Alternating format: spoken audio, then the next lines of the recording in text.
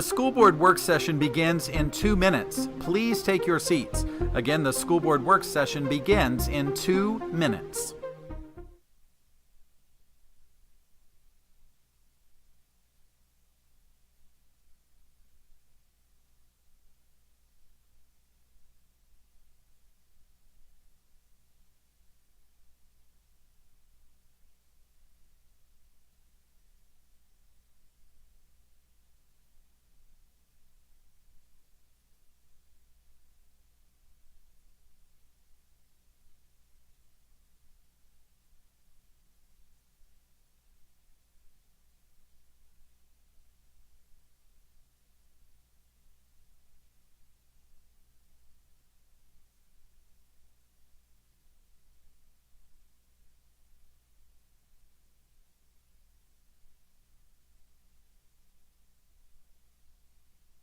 The school board work session begins in 1 minute. Please take your seats.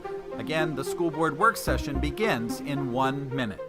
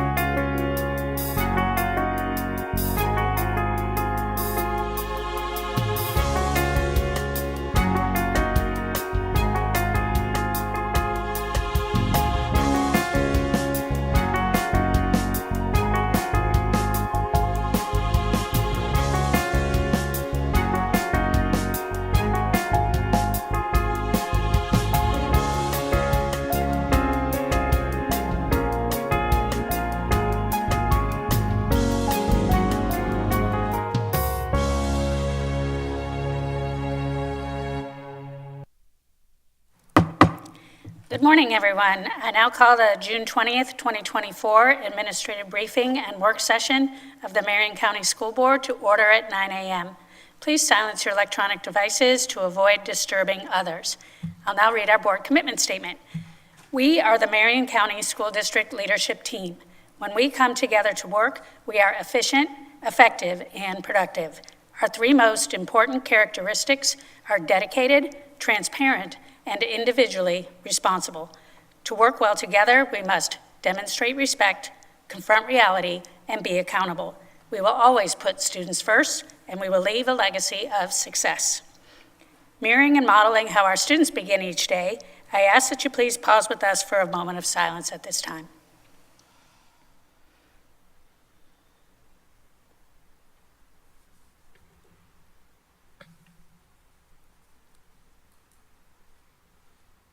Thank you. I now ask the school board attorney to explain the rules for this public work session. Good morning, Attorney Powers. Thank you, Madam Chair. This work session is a public meeting as defined in Florida's Sunshine Law. The board is dedicated to full transparency in its meetings and its work. In compliance with the Sunshine Law, the board has adopted uniform meeting procedures, including the right for citizens to participate. The board will allow public comment regarding any work session item listed on today's agenda at the appropriate time. Speakers must fill out a request form located in the lobby and hand it to the board clerk. After the board and superintendent have completed their discussion on a particular agenda item, the board clerk will call speakers' names in the order received. Each speaker will have 3 minutes. As required by the Sunshine Law, the board must maintain orderly conduct and proper decorum throughout this meeting. Speakers may criticize subject matter and decisions in a respectful manner, but not people. Finally, speakers must be very careful not to violate the privacy rights of others, especially students and their family members, by mentioning their names or other identifying information. Thank you for your attention to these important rules. Thank you, Attorney Powers. Good morning, Ms. Martinez. Would you please provide the proof of publication for today's meeting? The notice for the June 20th, 2024 work session was published in the Ocala Gazette on June 7th, 2024. Proof of publication has been attached to board docs under proof of publication. Thank you, Ms. Martinez, and we will now begin the work session with the superintendent's administrative briefing. Good morning, Dr. Gullett. Good morning, Madam Chair, members of the board. Great to see you today. I have just a few updates. As you know, we're very busy, and summer school is well underway, as I mentioned last time we gathered. I do want to provide an update on summer school in addition to the number of students I mentioned last time, about 5,000. You might be interested to know, and the public might be interested to know, that we've already served 81,600 meals, breakfast and lunch. So again, I'm going to reiterate, a lot of people in the community think summer school, there's not a lot happening. Many of our staff aren't working, but we're actually very hard at work. I've been engaging in summer school sites and really enjoying the hands-on learning, very focused learning for each of our students. And I again want to thank all of our teams out there, principals, assistant principals, staff, clerks, paraprofessionals, teachers, in all of our teams, custodial staff, everyone that's out there ensuring that our students have high quality learning this summer. So again, appreciative to all of them. Had the opportunity to join in and speak to a number of our teachers. Yesterday, we have a 2-day ESE training, Exceptional Student Education, held at Westport High School. I want to thank the team from the ESE department that held that training for teachers and for paraprofessionals, support staff. They had some speakers and they had breakout sessions, but again, grateful for the opportunity for learning for our staff that helped to support our students, our ESE students in the classroom for their success. And last but not least, Kindergarten Kickstart starts on Monday already. So June 24th is already going to be coming up very quickly on Monday, and that's when our Kindergarten Kickstart occurs in our elementary schools. So looking forward to having our students coming in and getting a head start to their upcoming year for success. So thank you. Thank you. Appreciate all those great updates. All right, well, without further ado, we'll get started in our work session. Would you like to introduce the first item? Attorney Powers, do you want to start with the first item? I think that Yes. was listed first. That was yours. Yes, please. As to the sale of the old warehouse, Attorney John McGraw was scheduled to come speak with us today and answer board questions and also provide some direction. He's indicated that there's going to be some additional time needed because he's still waiting on a few items from the title search, and he needs to review those previous title commitments and reports in order to properly provide an opinion on exceptions, encumbrances, liens, everything else that he needs to do. So I am tentatively setting this for our July 11th work session, and if he's able to complete review prior to that time, then I would, of course, try to set a special board meeting or a special work session for us to discuss. But at this point, I'd like to place it on the July 11th work session. Sounds like a good plan, especially since the district is essentially closed the week of the 4th of July. Yes. Okay, anything else? Nothing further. All right, I thank you so much. I don't think we're going to ask for public comment on this one because it's essentially being withdrawn. Yes. Okay, all right, Dr. Gullett. Thank you. Members of the board, so you're going to hear me introduce Ms. Boston-Ellis for all of our items this morning, actually, for the 3 items that we have on the agenda. And the first, I'll have Ms. Boston-Ellis come forward, and she's going to introduce members of the team, and you will be provided with an update on our funding program, specifically with regard to the self-funded health plan that we have for our employees. Thank you. Good morning. Chair Thrower, board members, and Superintendent Gullett. Laura Lingle is part of the benefit team at Gallagher Insurance. You may recall she was here with us April 11th and presented part 1 of the 2024-2025 funding projections for our self-funded health plan. Laurel is back today with a couple of folks from Gallagher. We know Mr. Buss, and she also has their intern with her today as well. So she's back today to talk about part 2 of the presentation.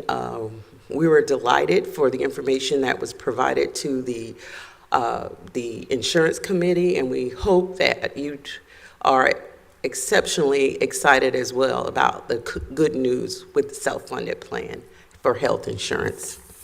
Thank you. Thank you, love good news. Bring it on. Good morning, Chair Thrower, board members, Dr. Gullett, Attorney Powers. As Ms. Bostonella said, my name is Laurel Lingle. I'm with Gallagher Benefit Services. And we do have some exciting news about this self-funded health plan. We'll also talk about the RFP process for some of the other benefits that we've been reviewing this year, and I'm also going to provide some detail about the wellness program, as we usually do that this time of year. So your benefits team, Stacy Roth out of the risk management department, myself, Thomas, and then Sally Donovan is the actuary that really works hard on preparing the numbers that we'll present in this program. And as Ms. Bostonella said, we have Sarah Pagels with us today, who is interning this summer from the University of Florida with Gallagher. So just a review of where we were at in 2023. As a reminder, the board funded at an 8% increase for the 2023 plan year. And although claims were 12% higher than they were in 2022, we did see a nice increase of $5.8 million into that reserve fund. So for 2024, the board approved the 4% funding. With that 4%, we are projecting another gain of approximately $7 million for the 2024 plan year. This is with claims through April of this year, and this is an update over the previously presented number. When I was here in April, we were presenting based on claims through February, and we were projecting a $4 million increase at that time. With the updated claims, they feel confident with increasing that reserve amount by approximately $7 million. We are seeing higher claims. A couple of reasons for that. One, just the nature of everything increasing in cost. And we did do those plan enhancements for the 2024 plan year. So many of these claims increase were expected as we were anticipating that people would be utilizing the benefit enhancements, particularly the medication improvements, and we'll talk about that in a couple of slides. As a reminder of the requirements for safe harbor, particularly as a public entity that self-funds their health plan. With that $7 million, we project that we'll be at $28.5 million. That 60-day safe harbor based on our current claims is about $9.7 million. So well within that 60-day safe harbor that is required. Again, we see that most like to target a 90-day safe harbor or even up to 120-day safe harbor. Again, our the $28 million puts us well above those safe harbor requirements. When we look at the next slide, I'm going to focus on the calendar year 2024 and then looking into calendar year 2025. That top section is the cost requirements for what we anticipate the medical claims and pharmacy claims to be. So you will see in 2024, we're at approximately $49 million or just over $700 per employee per month. When we go down into the fixed costs, we've got the stop loss premium. Those are the safeguards that we have for high cost claims that exceed the threshold set by our stop loss plan. We have the administrative fees. That is what we pay Florida Blue to administer the claims and provide the network. And then we have some internal expenses that's related to some of the positions that are funded over in the risk management department. So that comes to about $5 million or $83 per employee per month. When we combine those two total expenses, we're looking at approximately $54 million or just over $800 per employee per month. As you can see, though, the projected board and employee contributions are totaling about $61 million or $900 per employee per month. So that is where we are getting the projections of the additional $7 million that we will be able to put into reserves. 6.9 million, you can see there at the projected gain loss. When we look down at the bottom, some of the assumptions there, you'll see the average enrollment did increase over last year. A significant portion of that increase was due to We had some improved enrollment in our families because of the decreased cost to employees for that family coverage. You'll also see that we have medical trend and pharmacy trend listed at 7% and 9.5% for this year. We are going to talk about why we increased that trend for 2025. When you look at the calendar year for 2025, you will see that we are projecting a small loss. That projection, though, is based on funding at 0%. So you can see down at the bottom, the numbers that are provided there are based on if we had a flat renewal for 2025. Again, you'll see that we increased medical trend to 7.4% and 11%. This was just based on some of the increases in claims that we were seeing. And again, everything is increasing in cost, and we felt like it was safer to kind of hedge the bet with increasing those trends. So while those numbers are based on a 0% increase, we do have some considerations that we would like you to take into account with our final recommendation for board funding. So again, medical trend 7.4%, pharmacy trend 11%.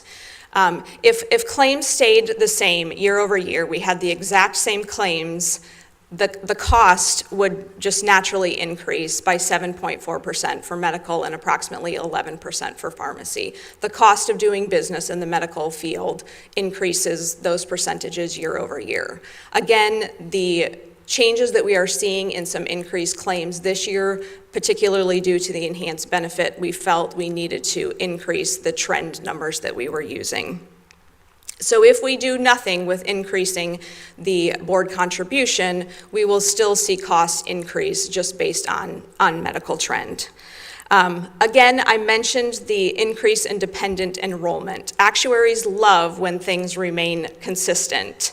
So when we add 200-ish new contracts to their world, they're not always exactly sure how to account for what that might look like. They are not accustomed to those employees and those dependents being on the plan.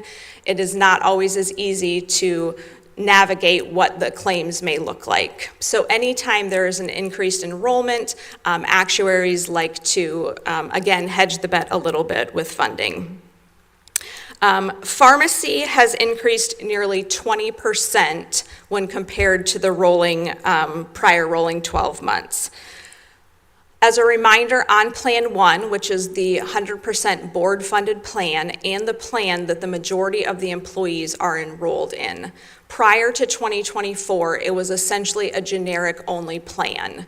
There was coverage for some brand medications, insulin, a few cancer medications, and some HIV medications. Other than that, employees only had access to generic medication. For 2024, we went to a more brand medication-friendly formula, and we are seeing employees take advantage of that, which is wonderful. If employees are getting the medications that they need to manage the medical conditions that they have, we know in the long run that is going to be advantageous. However, we are seeing nearly $1 million increase in those pharmacy claims. So because of that, we believe that we may want to consider some additional funding. I put an example there of Mounjaro. You probably see commercials for this. It's a very popular medication right now, but you can see that claims have increased nearly $500,000 just on that medication alone. Historically, the claims that we see in the last quarter increase fairly significantly when compared to those that we see in the first 3 quarters of the year. People are meeting deductibles, people are meeting out-of-pocket maximums, and so in that last quarter, the claims that the board is paying, increases over the prior 3 quarters. The other thing that we see is employees are off work for the last 2 weeks of the year, and so frequently surgeries and things get scheduled for that time of year as well, which increases that cost. And then we also know that the district has the desire to continue to improve the benefits that they are offering to the employees. I think we've had an overwhelmingly positive response for the enhancements that were made for 2024, and I believe that the board members want to continue to see what improvements can be made to not only improve the lives of the current employees, but also when we're trying to look to hire and retain new employees. So with all of that being said, and just the claims that we've seen over the last 4 years, we are recommending the board consider a 2% increase over the current funding. Our prior recommendation, with the numbers that we presented in April, we were recommending between 3% and 4%. Again, with the additional 2 months in claims and the positive trends that we are seeing with those 2 months, we felt confident in decreasing that to a recommended 2% increase over current funding. Before we go into the RFPs and then the wellness program, are there any questions about the information just presented on the self-funded plan? Any questions or comments from the board? Okay. Excellent. All right. We will move forward to the RFP and audit timeline. Similar to what we presented, I do want to clarify something because Dr. Campbell approached me, and when I looked at it, I was like, yes, that is kind of confusing. Medical claims audit, our internal audit team at Gallagher is working with Florida Blue to audit medical claims. This is recommended with a self-funded health plan, as the board and the district are essentially paying the cost of all of the claims that come through. They take a look at the contracts, the plan designs, and then they do a sampling of the medical claims to ensure that the claims were paid according to the contract. So we should be finalizing that here towards the end of this month, beginning of next month, and then should be able to work with Florida Blue if there are any discrepancies in what they found. The dependent audit is something that was done even when you were fully insured, now even more important as you are self-funded. This just ensures that the dependents that are on the plan qualify to be on the plan. So the dependent audit is wrapping up as well. For the RFPs, and again, this is where there was some confusion, and I apologize for that. Delta Dental is currently the dental contract holder, but we are an RFP for the plan year of 2025 through 2027. At this time, there has not been a final or formal decision made on who the contract bid winner will be for the dental plan. The short-term and long-term disability and basic life and voluntary life is currently being held by the standard. The short-term and long-term disability will be moving to US Able with board approval. US Able is a sister company to Florida Blue, and after the RFP process, they were chosen by the committee as the winning vendor. Again, you will most likely see those contracts coming through either next month or in August for your approval. And the basic life and voluntary life will continue to stay with the standard. They were the winning bidder after the RFP process. Next year, we will be going to RFP for the health plan administrative services, again, currently held by Florida Blue, and the pharmacy benefit management program, PBM, that is currently embedded with Florida Blue. As you are self-funded, you have the option to carve that benefit out. So we will be going through an RFP process to determine the best contract for that process. And then 26 for 27, we just have the vision contract, which is currently held by Humana.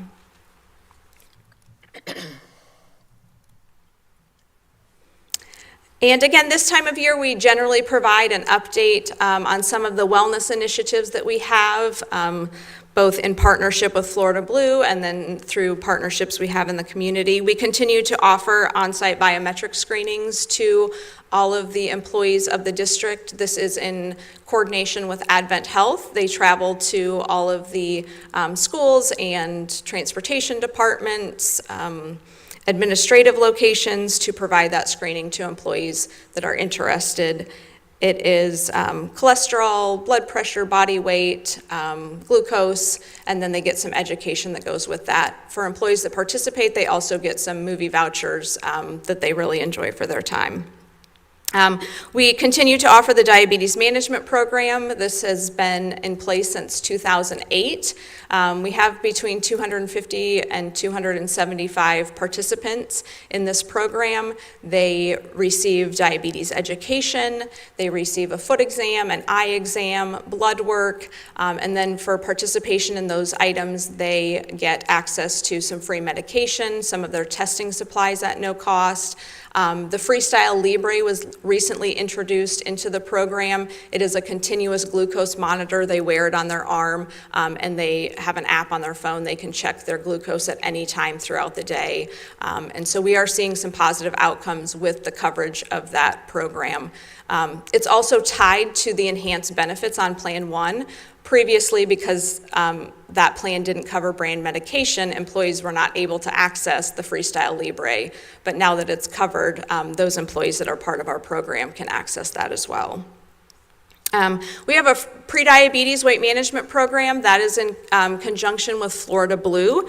They use a third-party administrator called Solera to administer that program. Employees that qualify receive a year of either online health coaching, or they can do an in-person program through Weight Watchers. So we did a marketing campaign in coordination with Solera in February. There were 3 emails sent to those that qualified, or if an email was not on file, they received that direct mail piece.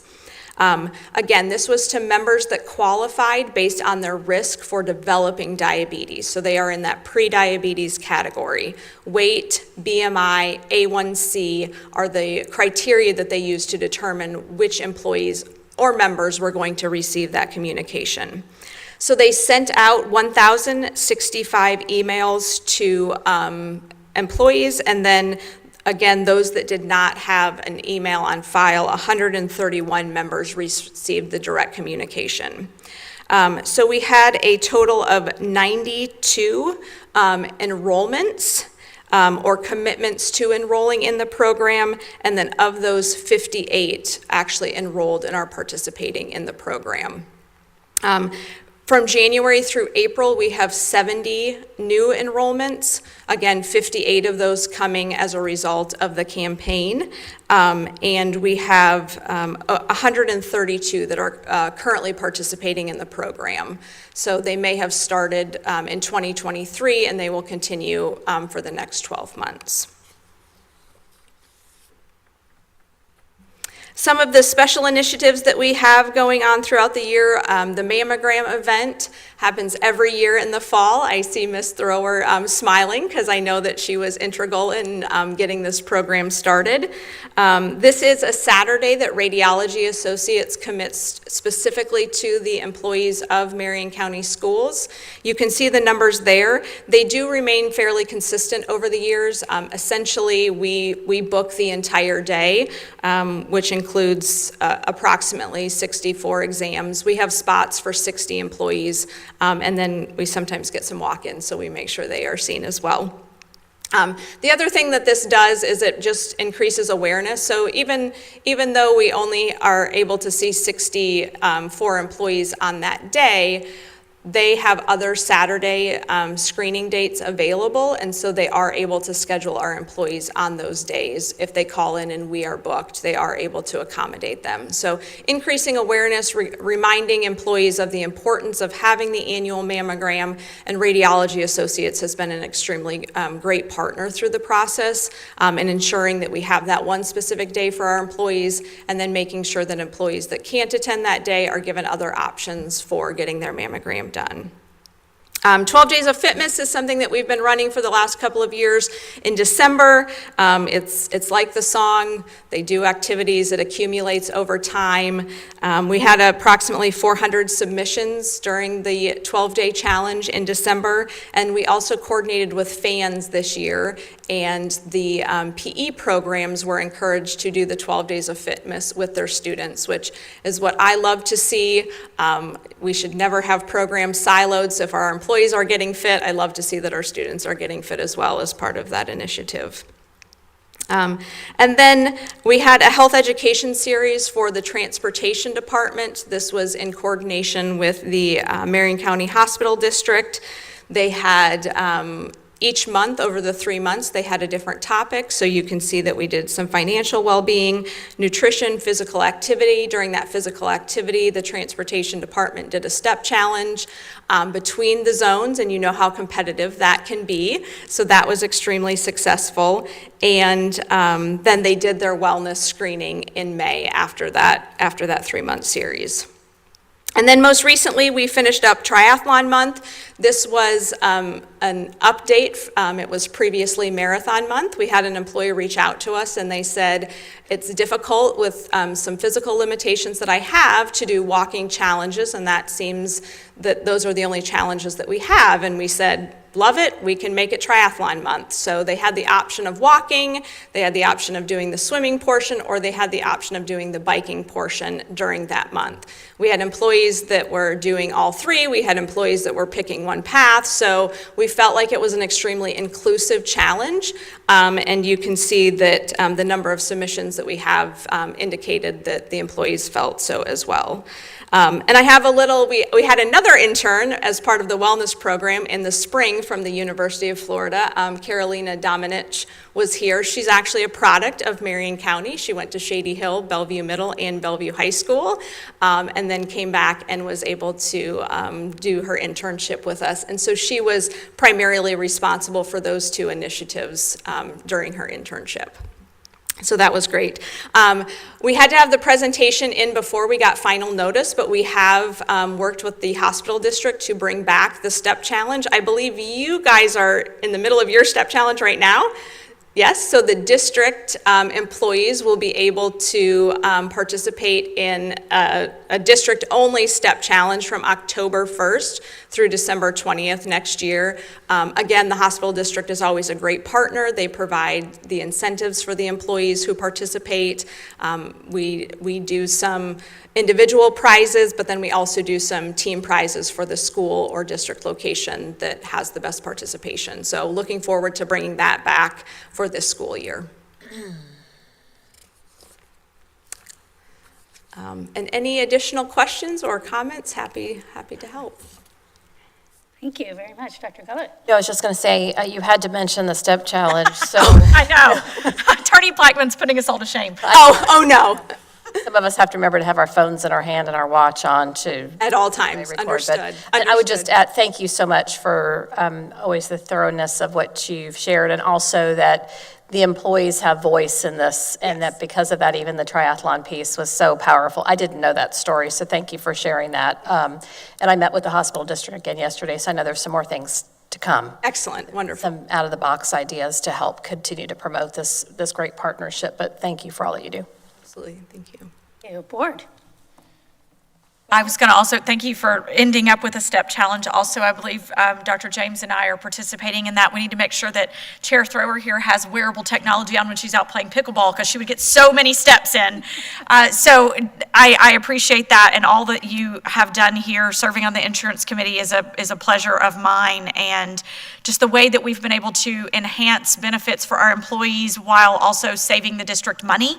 When I think of 4+ years ago, whenever this was kind of just a start to what was happening and where we are now, it's just exciting to see the continued momentum and improvement that we're having for all the benefits for our employees. And every time we can enhance and encourage wellness as opposed to the opposite side of having to pay for those prescriptions and all, is just going to be a win-win for everybody. So thank you guys for being great partners. Thank you, Board Member Campbell. Board Member James. Thank you. This is all really great information. I love that we're saving money and you guys are always doing great work. I had mentioned the DentRight dental program last time you guys were here. Did you guys figure anything else out about that? Yes, we did look into it, and so from what I could tell, it is one specific provider that offers it. Now, they do have a couple of locations throughout Marion County, But there are other providers that also offer programs like that, and just because of the district's rules about promoting one item over the other, I don't know that we can promote something like that since other dentists have. There might be an option to say that there are like discount programs or membership programs might be a better way to phrase that. We could say that there are things like that out there. The other thing we might be concerned about is we don't want employees to think that it's full dental coverage. Yeah. Because Yes. we wouldn't want them to pass up on having, dental insurance thinking that they were getting the same thing. But we can discuss how we might be able to effectively show them that there would be other options available without promoting one program over the other. Yeah, I just think that there's value in people knowing options beyond just the dental coverage we have, especially if you don't have a lot of dental needs and just need cleanings and the minor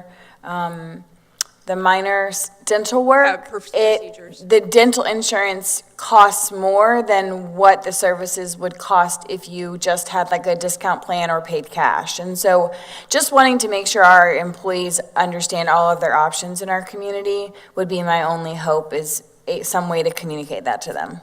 Yes, and I think sometimes when we work with employees, if they're putting money into a flex spending account or a health savings account and they're in a similar situation where they say, I don't really have that many dental needs, we most certainly recommend that they could fund one of those two accounts to pay for the services instead of having the dental insurance. So again, we just have to be careful about that it doesn't appear like we're promoting any one thing, but I think that, making sure that people know what options are available is important. I mean, how many dental providers do we have in Marion County? I can't imagine we have 100. Oh, yes, we do. Yeah. I have two right across the street from me. So do we have hundreds of dental providers in Marion County? Yes, Okay.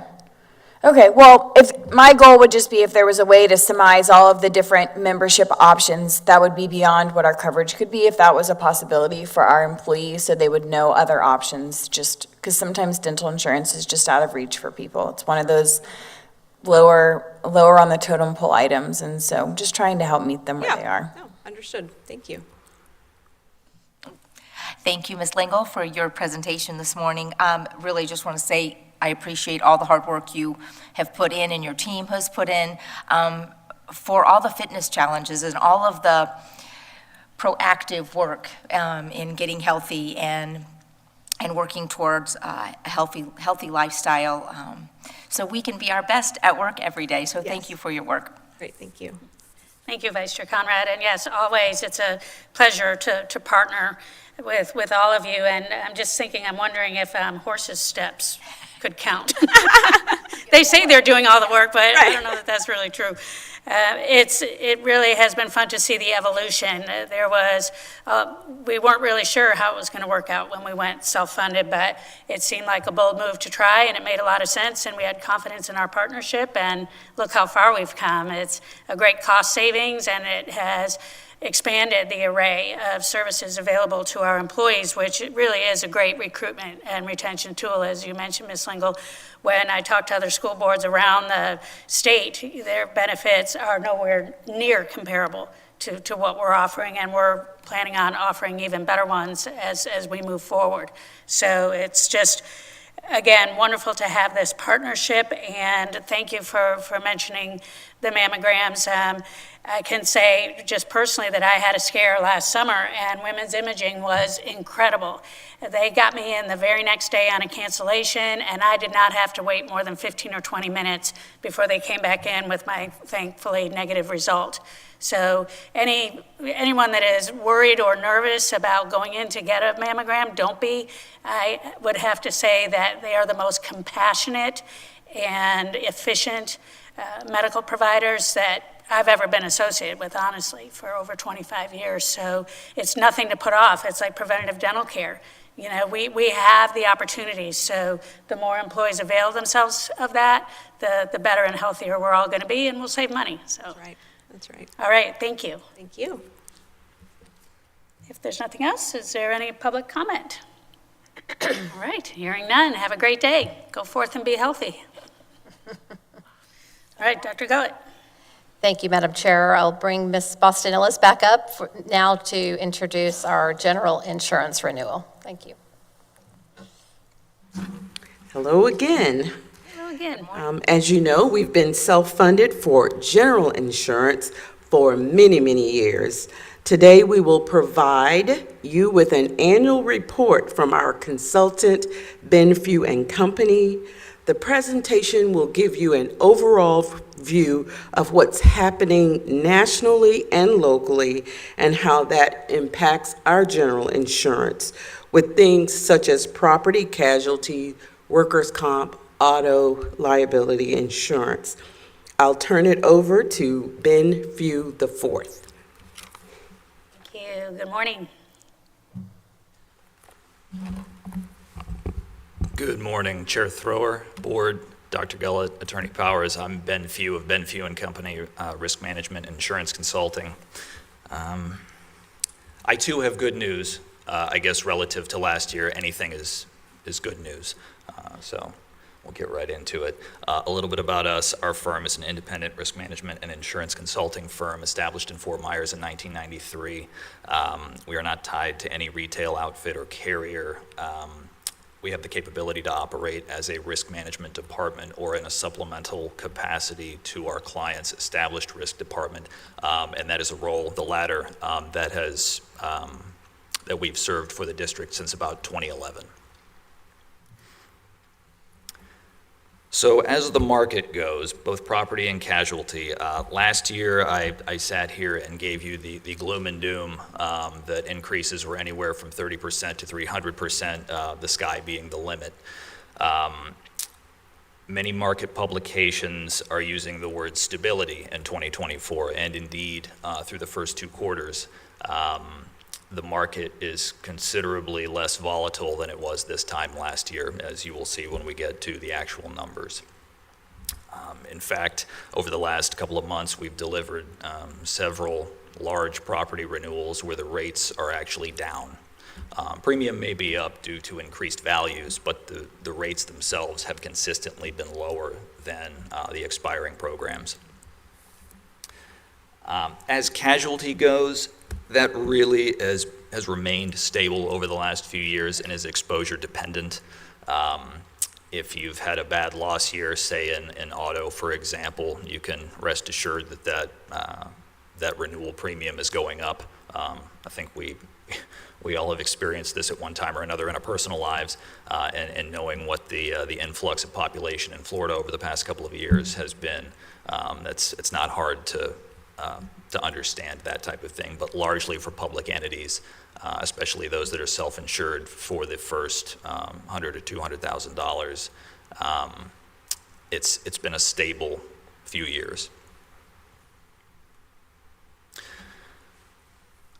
So this is what the renewal pricing would look like based on a $30 million loss limit. Last year, if you'll recall, we went from a $50 million loss limit to $30 million to avoid some of the price hike that really everyone was seeing, especially as it relates to Florida property exposures.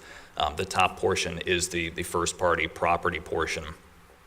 If you remain at a $30 million loss limit, that's about a 3% decrease year over year. And I will mention, I'll get to it in a subsequent slide, values are up just over 5%. They've been trended. And there's another item I'd like to discuss as we get further into the presentation with respect to values. Casualty, you can see, generally speaking, there's no more than a 10% increase, and largely these are due to increased underlying exposures, especially as it relates to your liability package and excess work comp. This is effectively because of an increase to payrolls. The casualty total, of course, considerably, it moves the needle much less than property above, about an 8% increase year over year. Okay, so your totals, down about 1% year over year. This is strictly insurance costs. And I know I'm not supposed to deviate, but I do have better news. That number is actually more like 117,000 decrease year over year in the time since we submitted this presentation. The incumbent broker was able to further negotiate suppression on renewal pricing. So let's see, what did that work out to? About a 3.5% decrease year over year. So better than what was submitted initially. I definitely think that's an improvement, especially over last year.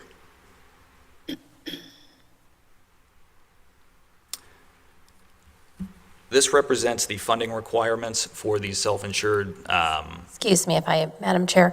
Could I ask you to speak into the microphone a little bit louder? Sometimes the acoustics are hard up here in the receiving end, and it's hard to tell down there, if you don't mind. That's a refrain that I get all the time. Okay. I'm sorry. I also have to remember to breathe.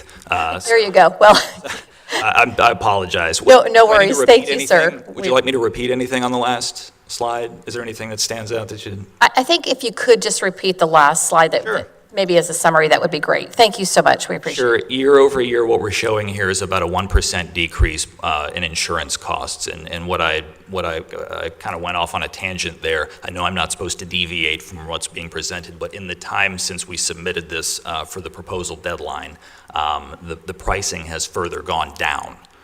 So your decrease year over year is $117,000. So it's a 3.5% decrease year over year. I thought that was good news. It's, again, a development that took place between submission and now.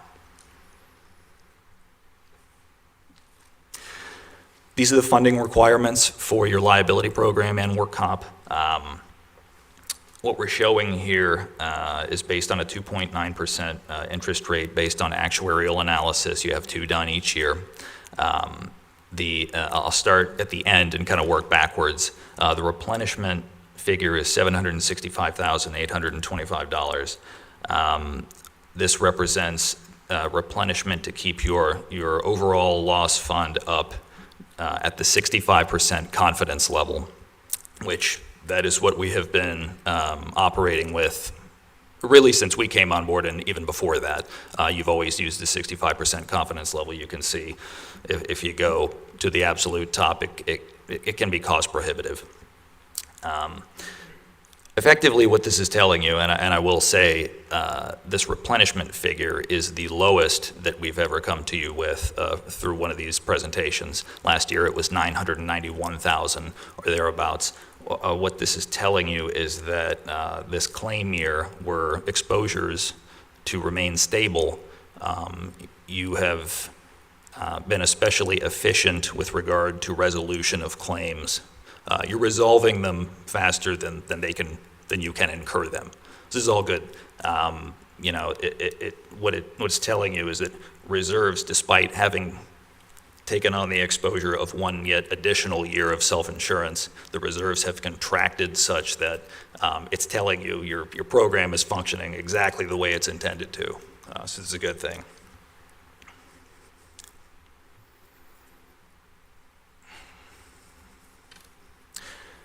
So just a handful of things we like to bring up each year as part of this presentation. Exposures, things to keep in mind, things on the horizon. As the property exposures go, your total insured value is at $1.2 billion. You are steady growing. What we've done each year is try to trend the values that we know are increasing due to increased construction costs and replacement values. And this resulted this year in a just over 5% increase that I'd mentioned previously.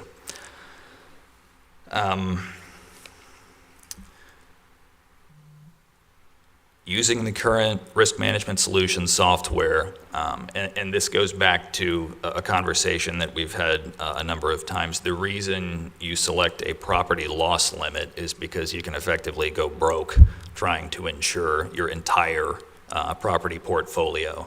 It would just be several $1 million. It's just not feasible. So what we do is we use this analytical software that says, here's what your statement of values is, here's what we know about the history of storms as it relates to Florida, the United States, the Southeast, and specifically this area.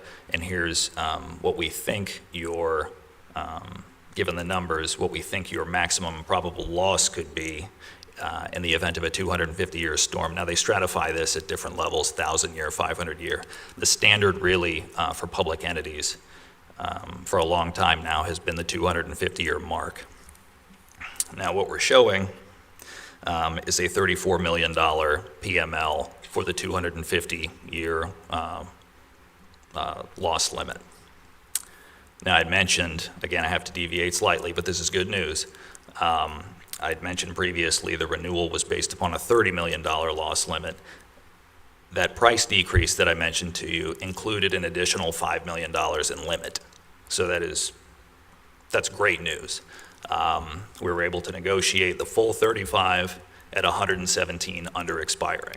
So that's just, and again, I apologize for that not being in here by submission deadline, but that transpired afterwards, and that's excellent news. The reason we do that, carry at the 250-year limit, is because if you go to FEMA for assistance, and historically what you had to do was submit a letter of reasonableness, and that kind of governed where your program went for a number of years, depending on who was reviewing that letter and your program at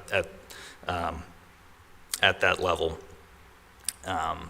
But what you don't want to have happen is have FEMA come back to you and say, no, we can't do this because you didn't, your program is not reasonable. So what we do is we adhere to these standards, and securing the $35 million limit fully eclipses that 250-year PML study. So we're confident that if the worst were to happen, you would be able to successfully procure funds necessary from FEMA, and there would be no insurance trip up.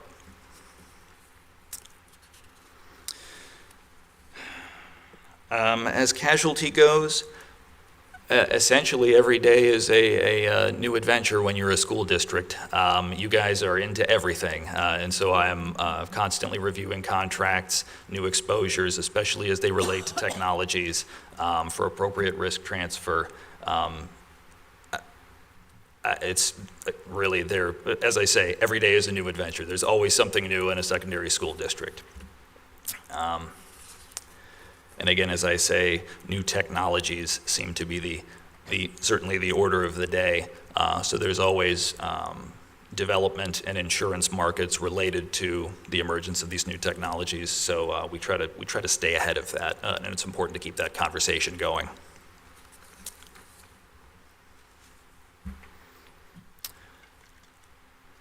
I like to bring up the guardian and law enforcement exposure that the district took on a few years ago.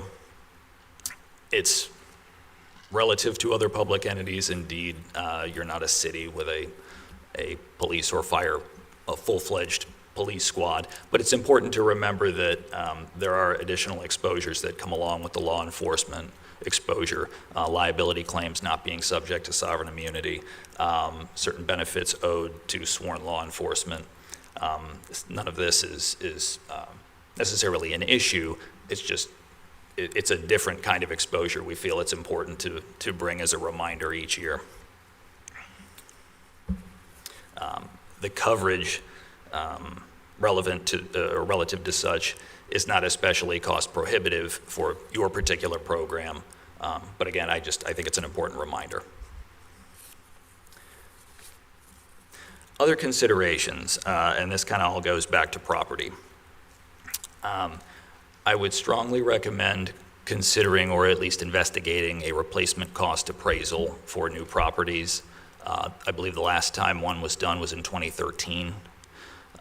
You all, in reviewing your building reports from facilities, you guys continue to proliferate, which is which is great. In a conversation we tend to have at various times each year. Indeed, it's what drives the main portion of your pricing. I was in discussions with the last risk management director on this very thing, and I think it's an important thing to continue to explore, just as a due diligence measure. We do trend values to the extent that we can, keeping it conservative so as not to unnecessarily drive cost. But again, I say as a due diligence, something important to consider going forward.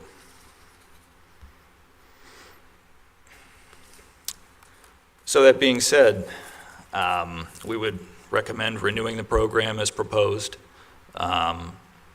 replenishing the loss fund as proposed, and continuing to both review all of the new exposures, things that we may not have known even existed prior to now, assist the actuaries with the annual reports that they provide, keep on that statement of values, further refine it. Again, as I say, that replacement cost appraisal would be a smart move. And from there, it's prepare for the next renewal and get ready for this presentation this time next year. Any questions? Questions from the board? Thank you. None? I just want to say that it's so encouraging to have two presentations in a row that really illustrate the strengths that we have in these two areas. And I just wanted to tip my hat to our great staff. I heard you loud and clear when you spoke about resolving claims quickly and efficiently, saves money, and is just better all around. So thank you to each and every staff member that is involved in making that happen. It's truly appreciated. The replacement cost appraisals, I put a star beside that. I think that's something as a board that was emphasized and that we definitely should consider moving forward with. And there was one more thing I thought too. Thinking about the wind modeling software that you use, that is directly in line with what our Department of Emergency Management in Marion County showed us recently, and that we can have very strong hurricane force winds in Marion County because parts of Marion County are less than 20 miles from the coast. And even right here in Ocala proper, we're only, 60 to 79 miles from either coast. So I think that that's really important to keep in mind as we're thinking about protecting our buildings and updating with the new building that we are doing so that we stay as protected as we can afford to be. So those are my thoughts on that.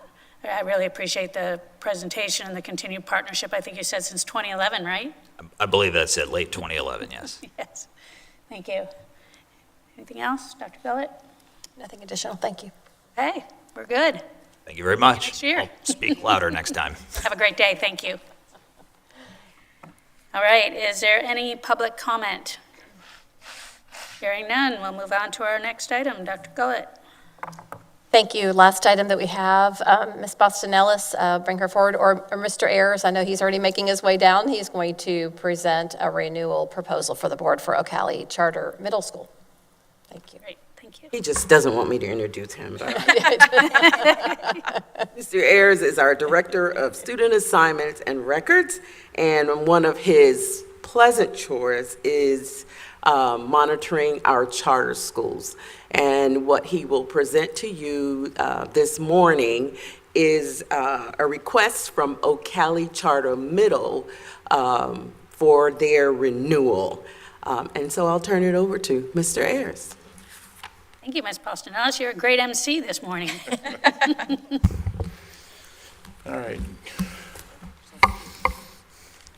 Good morning, Madam Chair, Madam Co-Chair, board members. Coming with the good news. We're on a roll. Dr. Gullett, Attorney Powers, Ms. Martinez. I'm here this morning to present the Ocala Charter Renewal Charter Contract. Ocala Charter Middle School, which was granted its original charter in July 2014 and renewed in 2019, has consistently maintained a school grade of a C. The student enrollment in grades 6 to 8 has averaged 173 students, with a current enrollment of 198. The renewal application for Ocala Charter Middle School was presented during the scheduled work session on March 7, 2024, along with the renewal application evaluation instrument. The Marion County Public Schools staff had reviewed the application and its requirements in Florida statutes and found that Ocala Charter Middle School met the criteria for renewal. The renewal contract that is presented to you today is the standard renewal contract required to be used by the state statute. Any changes to the standard contract must be agreed upon by the sponsor and the charter school. MCPS reviewed the contract and requested no changes, as did Ocala Charter Middle School. The Marion County School Board, as the sponsor, must approve the contract.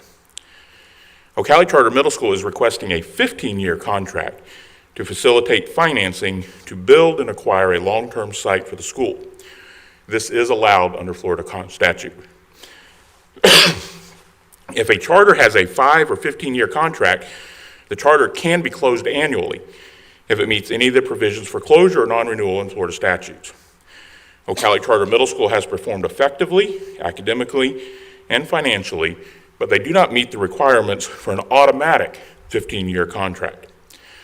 Since they are reviewed annually, both academically and financially, and can be closed if they meet any of the provisions, I am recommending approval of the 15-year contract to maintain stability and then give them the resources they need for a long-term site. And the synopsis that's uploaded, I also included all the relevant statutes for that.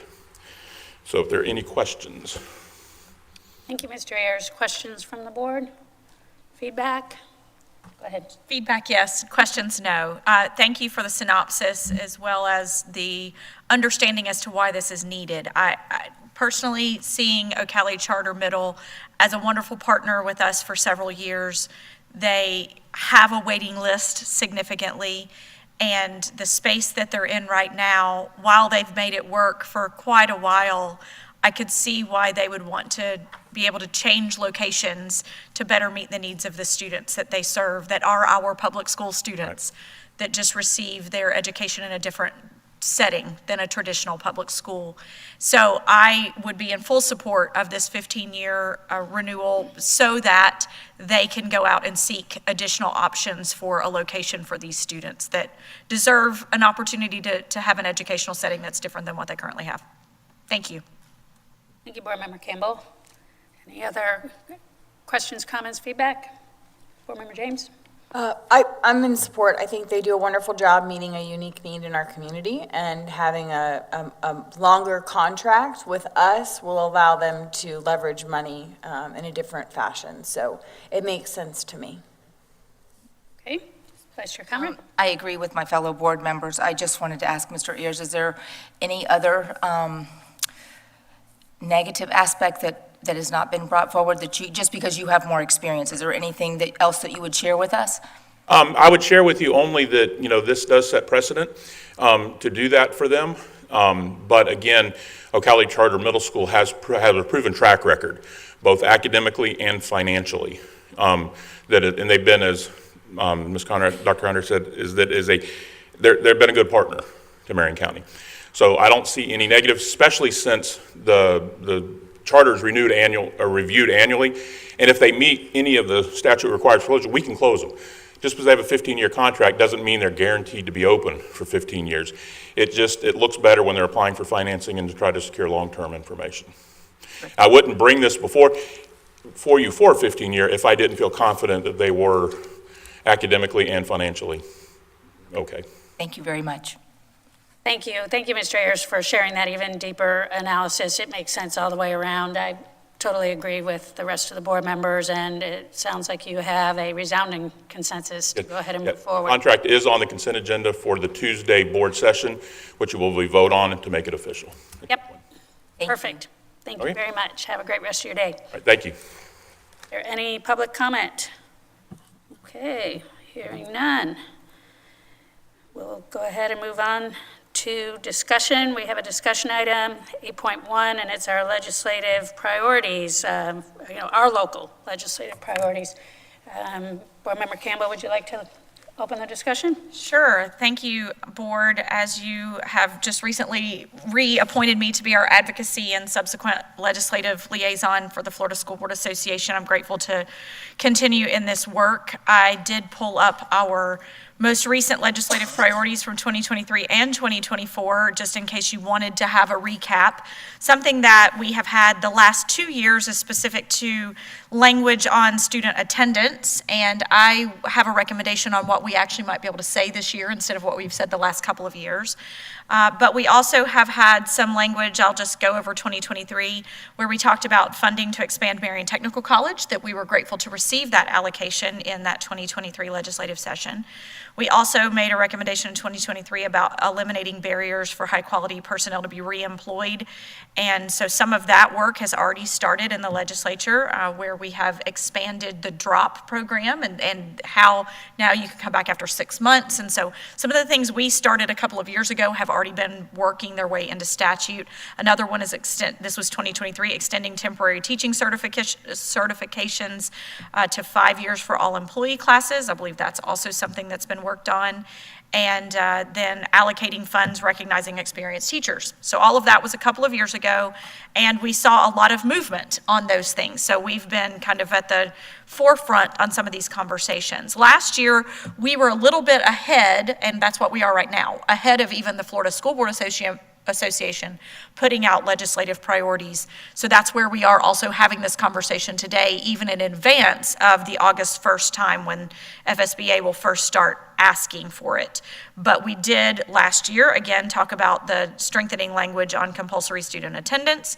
We talked about amending Florida statute to remove the electronic transaction piece to comply with the provisions of Chapter 668. Thanks to Attorney Powers, that did make it into statute in 2024. So we now have that revision where electronic transactions will not be as big of a challenge as what they had been. We had incorporated something that didn't get a lot of traction in the state. This was just in our last year ideas, was to make school ages 5 to 16, and that students by 5 years of September 1st of any school year. We had a lot of conversation last year about that. Entry into school is 6 years old, the right age is 5 years, a better age. And then also last year, we talked about phase 2 of Marion Technical College that did not receive appropriation. I think that it would warrant an opportunity for us to maybe take a step back and see if that is the appropriation request. And I haven't talked to Dr. Gullett about that, but is that the appropriation request that we would seek, or is there something else that we might want to consider from a career technical standpoint? And then finally, the other priority we had last year was to restore the capital millage rate back to 2.0 for public schools. I think that there might be a little bit of traction on that, a bit, but I don't know that it's enough for us to make it one of our 5 top priorities. So that's just a recap of where we've been. I know that I have a handful of things that I would like to bring up for the board's consideration, but because I kind of lead this conversation, I would love to hear from you all first. If you have anything specifically that you were like, oh, I thought this is absolutely something we need to think about, or I've been talking to this teacher or this administrator, and this is something that we're missing. So I would love to open up the floor, Chair, if it's okay, to see if anybody else has something before I rattle off mine that are pretty specific. Absolutely, absolutely. And Dr. Gullett, appreciate you joining in this conversation as well. I think it was both important and impressive, when we appear as a team, to share our needs and priorities. So with that said, who'd like to take the next bite? Well, my first. Vice Chair Conrad. Thank you, Chair. Sorry to jump in there. I just want to share that I think keeping attendance as a priority is really important. I know that our school and our staff, even here locally, have made good gains and put in a lot of effort, but Chair Thrower, a lot of times you use the term educational neglect. And I'd like to continue pushing forward to make families understand the importance of getting their children to school every day. Absolutely, and there's different ways of thinking about it, right? Some will say, well, do we really need more laws? What are you doing at the local level? And I think we can safely say that we've been doing a lot at the local level, proactively, including creating a new position for attendance specialists, truancy court. I'll be with that person in court on Friday morning, and Attorney Powers. Dr. Gullett has attended truancy court. There is a deep commitment to attendance in Marion County. And I do believe that educational neglect is a form of abuse of children. It is robbing them of their opportunity to have success in it, the most success that they could have in life. There's many states that do have that on the books, and I think that the data supports the need from the bottom, from the local level, all the way to the top for this to be supported. So I would strongly suggest keeping that in there. I understand that Attendance Works project presented in committee last summer, and they said it was their intention to be back. Something that I pulled up, and I was hoping it would get to you guys, I don't know if it did, but a couple of links from Attendance Works, and I just felt like I wanted to point it out so that it isn't misinterpreted. There's one link that speaks to the urgent need to avoid punitive responses to poor attendance. And from my view, we do more than enough to avoid punitive responses to poor attendance, as evidenced by our attendance specialists, as evidenced by our attendance response committee meetings, as evidenced by the motivators that are individualized to each school, the CST meetings, the phone calls, the letters, the attempts, not always successful, to have face-to-face conferences, with parents. At some point, the stick becomes the carrot. And I have witnessed this personally in truancy court. It seems, sadly, for the first time, that some segments of our population begin to take this seriously. And I really commend Judge King for supporting us in this. He truly seems to be committed to this work. Not only is he willing to drop the hammer when it is totally justified, but he has a treasure box. What judge has a treasure box at the front of their, and when a parent comes in with their child and they're up there at the podium and they're doing better and they haven't missed any school, they get to pick from the treasure box, and they are cool prizes like footballs and things that kids want. Yeah. So it is that balance. And so I just didn't want it to be misconstrued that, we can't wait to drop the hammer, on parents. That is not it at all. But if school is required, which it is, and if success on test scores and all of that is an indicator of our worth as a school board and as school employees, then everyone needs to be doing their part. And we need to have the teeth behind it to ensure that that happens. And our community will only be better, because of it. So. Great. So I completely agree. I hope the rest of the board agrees. No. So here's my first recommendation. And then if it's okay with you, board, the way I see us doing this today is possibly having legislative priorities as also an agenda item on July 11th. So perhaps some of the things that we say, Dr. Gullett, can you see if your team has additional recommendations, something like that, and then we can have further conversation. My first recommendation, the statute specifically, if we're really getting technical, is 1003.26, and this is section 1 subset B, specifically where it talks about if a student has had 5 unexcused absences within a calendar month or 10 unexcused absences for which reasons are unknown within a 90-day calendar period. My first recommendation is that we request that the strike through of the 90-day period.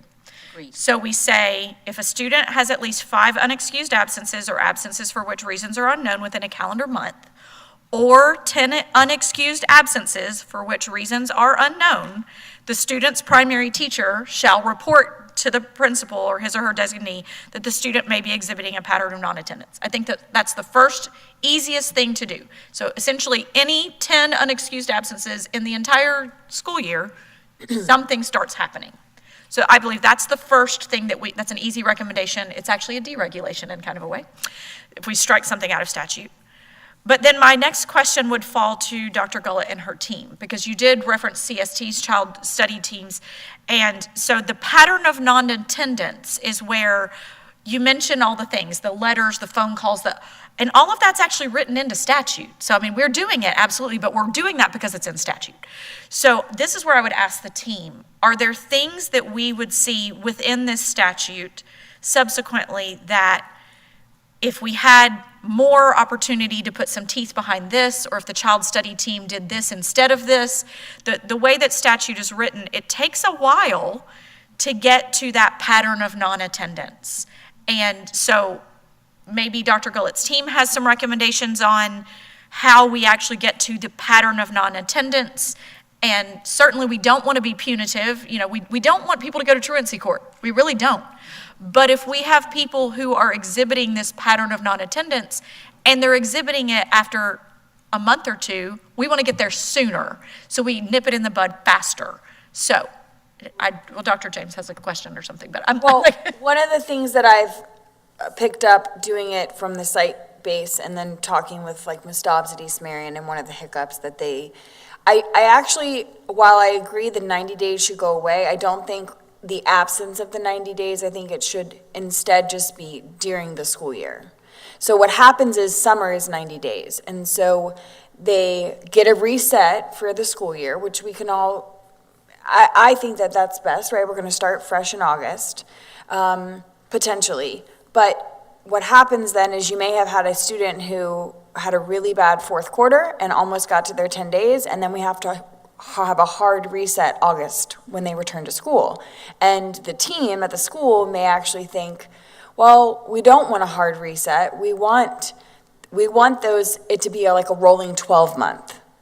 And so I think changing the language from the 90-day window to a different language that I think Dr. Gullett's staff may be able to provide to us that would be more efficient, because you're right, the timeline is so long, but the timeline is long because the 90-day, if you were to ask staff in the trenches, the reason the timeline takes so long is because that 90-day, a kid will it'll be the 92nd day, and then they have to start over. So if it was simply a rolling 12 months, instead of a 90-day window, we would be able to capture those 10 days on a more efficient basis and be able to move forward in the progress. So that is how I have understood the process to be, and I would ask staff if they would, duplicate that sentiment. So thank you. Maybe if I can just leave this conversation, Sharon. I'm sorry. So thank you for that feedback, Dr. James. I think that perhaps that is the recommendation. Maybe it is a calendar 12 months. Maybe it is the school year, and then does that restart at summer school? I'm not really certain. So if it would be okay with the board for us to send this back to Dr. Gullett and her team to get recommendations on what actually would be the most beneficial, and we want to make movement on this. I mean, we've had it as our priority the last 2 years. We know that committee work has been done. The last 2 years, if you recall, at least 2 years ago, the legislative delegation asked us specifically, what would you change?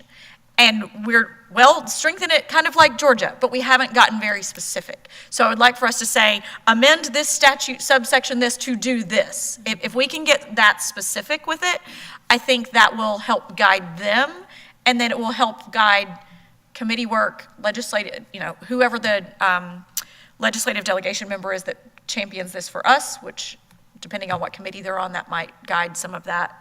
But I don't know, Dr. Gullett, if you have feedback on it or not. Thank you. I would first just say, absolutely. If we don't have them, we can't teach them. And I'm rereading as I'm listening to the board's comments with a very specific example of a visit I had, extended visit with a high school principal yesterday at her school and members of her staff, and just checking in, how are things going? And she showed me a list of students that they can't get to school that may not graduate. And she proceeded to share all the things that they've done that you've already talked about, and all the staff and all the time. And I said, how can I help? And it's really frustrating because we talked about the impact to our children, to our students and their lives if they don't cross the finish line, and what an impact that can have, I will just say again, generationally, to get a high school diploma, and how important that is, and all the efforts that a number of staff have made and continue to make. I agree about it, not being punitive, but but this is a life-changing event for these students. And the valuing of education and all the efforts made to try to get them there. And again, this is multiple staff members involved in conversations. And I'm thinking very heavily right now about that specific example from yesterday, because this is a regular example, right? But there was one we're getting close to the finish line. There's only so much time. What else can be done? And it's sort of a make or break moment, right? So I'm looking at the language as you're talking to see what we could do, and I do think I appreciate the opportunity to go back to our team to look at what this would look like, because I think when you think attendance is important regardless. I mean, this is a life skill. You've got to show up to the job every day. But also where we are in the early stages and early learning and the early grades versus and then the high school. And I'm mindful of it's important regardless, but then the time becomes shorter and shorter and more desperate at the end. And it shouldn't be that way. But we've got to try to prevent that, number one. And number two, I want to be really mindful of the language and how it can benefit both. Is that making sense? Yes. So again, the heaviness I walked away with yesterday is, how do I help? Like, what can we do to this list of names, of faces, of students? What do we do to help them? And instill that work and support the staff that have worked really hard and all the work they've done with the families and the community. So yes, appreciate the opportunity to take that back. Thank you. And you know, setting the standard from a very young age and not having it be squishy is also very important, and that's why I really support that. As of September 1st, age 5, you're coming to school, and you're being held accountable for coming to school. Because we all know that that's when habits are best set, and getting into the swing of it. As kids get older, it gets exponentially harder and much more expensive, you know, to remediate and try to undo years of bad patterning. And I'm just going to give a plug for our CTE programs. You know, we are doing our best to lead the horses to the water and providing a ton of opportunities. And, you know, parents out there that may be listening, if there is a program that we don't have yet that your student is particularly in love and obsessed with, don't hesitate to let somebody know because we're open. You know, there are a million ways to be successful. And it's not all about, you know, if you've got a super bright kid that goes through Cambridge or IB or, you know, ACE, all the other options we have, you know, that's awesome and flies on through to a 4-year university. But we also have a lot of other programs that provide these pathways, and we've really focused on that. I've never agreed with 90 days and the restarting after summer. There's only 180 days in the school year, for God's sake. I mean, I'm not that good at math, but that tells me that, you know, and to Board Member James's point, you know, this is what you hear when you hang out in the trenches. You know, they will tell you that it's like having your hands tied, you know, and I'm remembering the last time I was at Truancy Court and I went out to speak to a dad who was holding the cutest baby, you know, and that was in there, I think, with his girlfriend who was being taken to task for her daughter not being in school. And he offered it up to me. You know, I was admiring the baby, and he said, you know, she really needs to go to school. So that's absolutely right. And it wasn't like I was getting a sob story about, you know, this is why she hasn't been coming. It just hadn't been a priority, apparently. If I may add in, I think it's important, feel compelled to also share, because, you know, the elephant in the room can be, well, they're not interested, there's something the school's not doing. We again had extended conversation, and I have with our school principals and their teams as well, even yesterday, about the students. How do we engage them in learning? And we talked about CTE courses. What's the class that what are they motivated by? What clubs, what athletics? And so child by child, what can we do to motivate them? What interests them? High interest is a draw, and then how do we help support them in feeling confident and successful? And so I want to put that out there because our schools are doing a great job of doing that. They are working to say, what is it going to take? What are the conversations? What are you interested in? to engage them in the high-interest work to get them there. And so, and I know Mr. Carlisle's here in the audience too, coming out of Vanguard. I mean, our teams are doing that. I just want to put that out there. So it's all part of, we even talked, I said, let's think outside the box. What are some other programs you might offer? What other classes? What other things can you do early in the morning? So there's no to really anything. It's what do we do to meet our students where they are? So I just feel like that's important too. But then when all that is done, what can we do to make sure that they cross the finish line and they get what they need to be successful in the future? Thank you. And obviously we are avoiding punitive responses to poor attendance. That's not what this is about. And I just wanted to emphasize that as you guys review the links and hear more and more about attendance works. They seem to have a seat at the table, in Tallahassee. And so hopefully we can be partners on that with them too. Thank you, Chair. So, Dr. Gullett, if you and your team can take that statute back, specifically 1003.26, and see what other changes, if whatever the time frame is that the team would recommend, if it's not just removal of the 90 days, if there is a time frame that they would recommend, that 10 unexcused absences in a specific time frame. Additionally, if there are some of the barriers that they might have to some of the things that the child study team has to do, or all the different points of contact I have to make before we get to a non-attendance. Welcome to all the suggestions as far as I'm concerned, because I do believe the legislative delegation is interested in the real tangible changes that we're recommending. So thank you for that. Board, before I get to my other ideas, are there any other thoughts? Legislative priorities. Teacher pay, continuing to move that forward. I know we don't really know the specifics of what's happening right now with funding that's been set aside, but just continuing to lift up and support our educators, as we have conversation.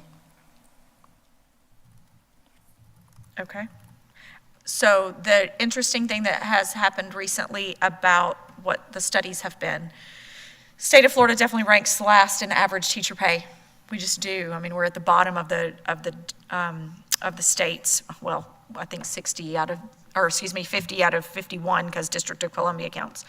But then on starting teacher salary, we're in the average range. Which, okay, let's be average at something. It's not terrible. It's not fabulous, but it's also not terrible. And comparing Florida to other states is also a challenge because we are single county school districts as opposed to all of these others around the nation that may have 2 schools in their school district. So, I mean, and they have a little pocket, right? They have a little pocket of their community that pays their school taxes for their 2 schools, and it is what it is. So state of Florida is interesting whenever you're comparing us to other states, but that doesn't mean that we don't need to move up the totem pole on average teacher salary.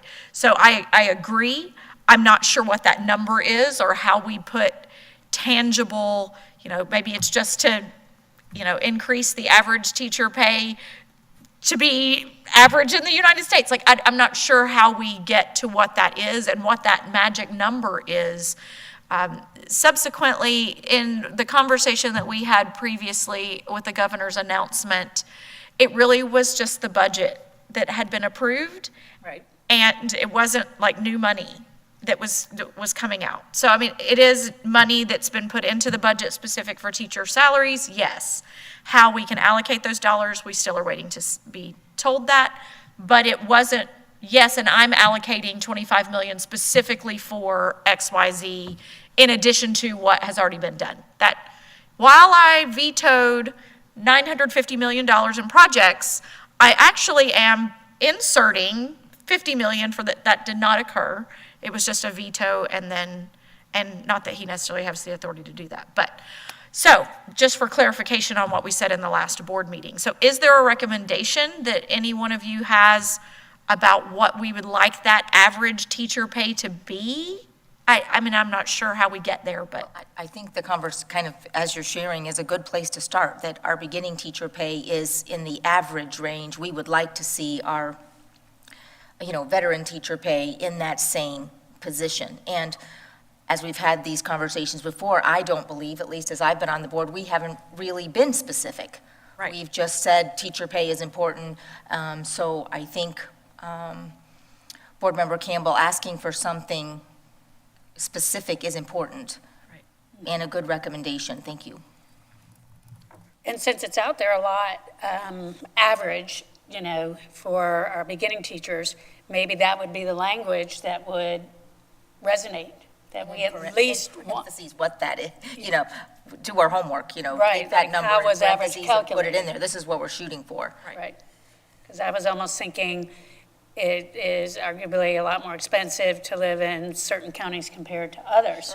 So could it be tied to cost of living average in our county? To make it reasonable. I believe they just published numbers for the amount it costs to take care of an inmate annually is $43,000 a year. So preventative medicine as moving forward, getting our children to school and paying our teachers to educate our children. There you go. That reminds me of that legislative panel that was really so good the last day of FSBA. And I believe the number I heard there was the average cost for just if there is such thing as a typical student, is $8,000 a year. And compared to $32,000 was the number that I heard for housing an inmate. It just went up to 40. It just went, up to- okay. At least last night when I read.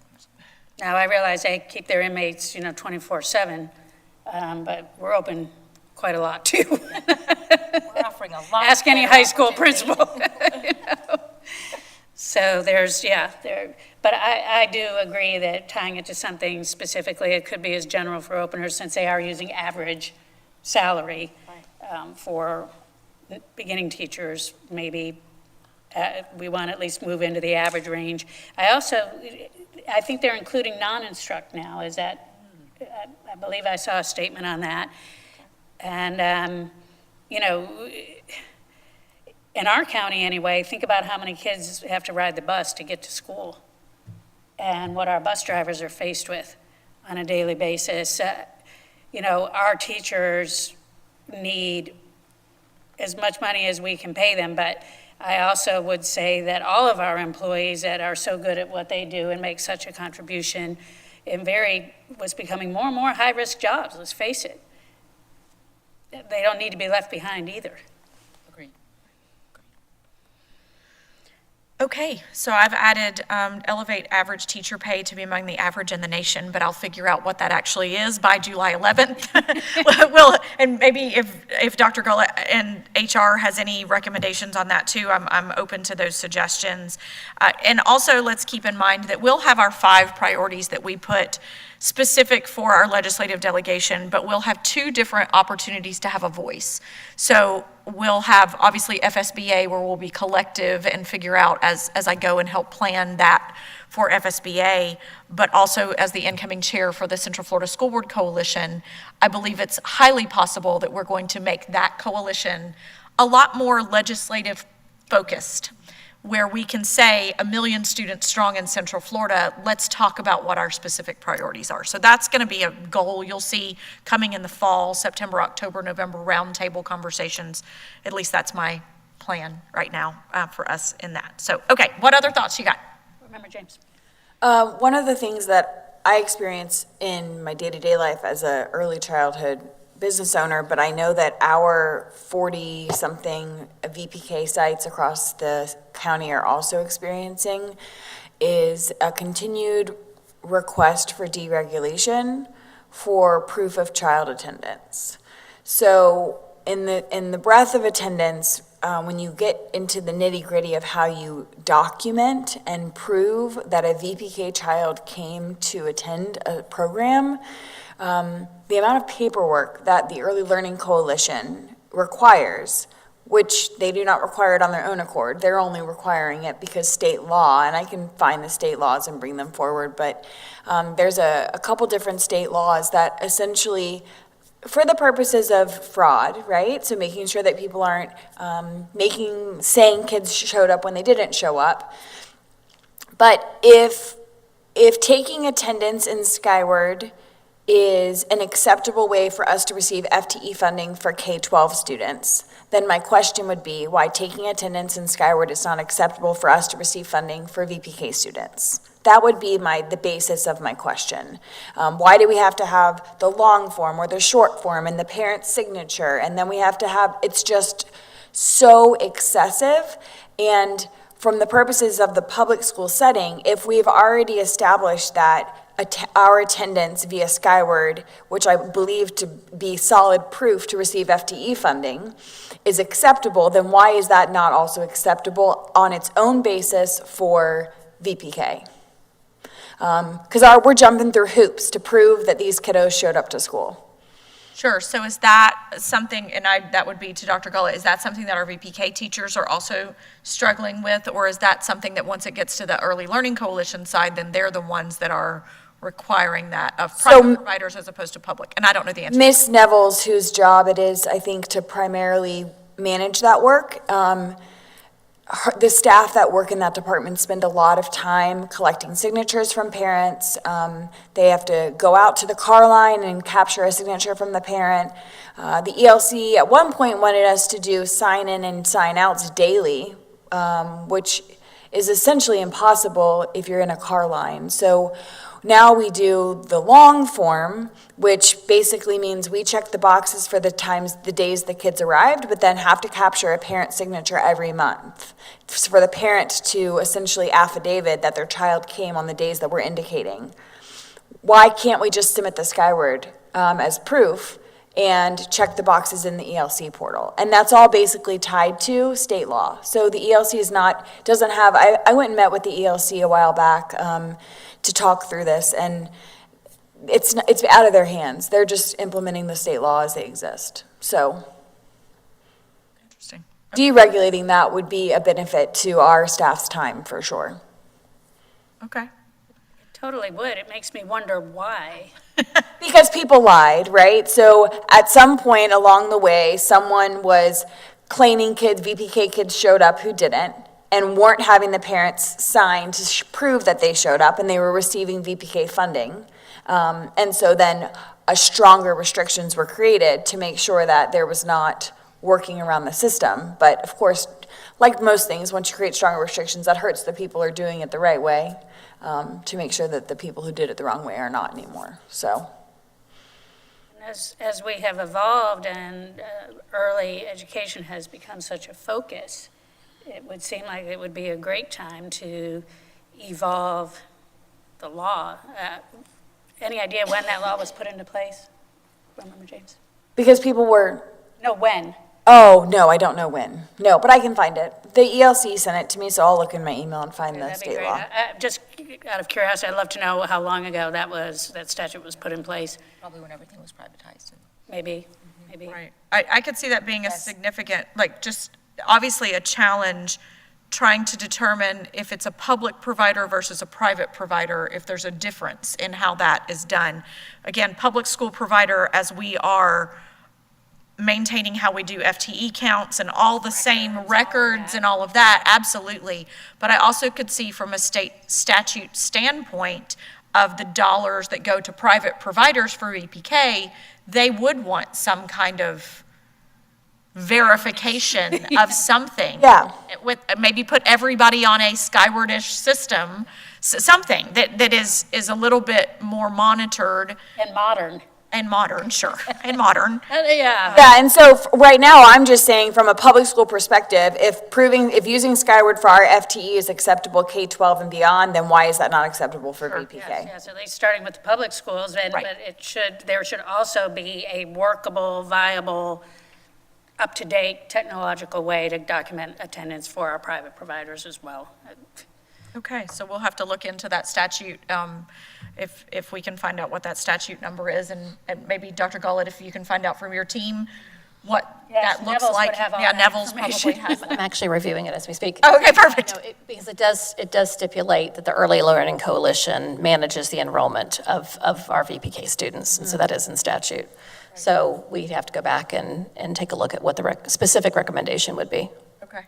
Because it does define coalition, the Early Learning Coalition, as the one who oversees VPK.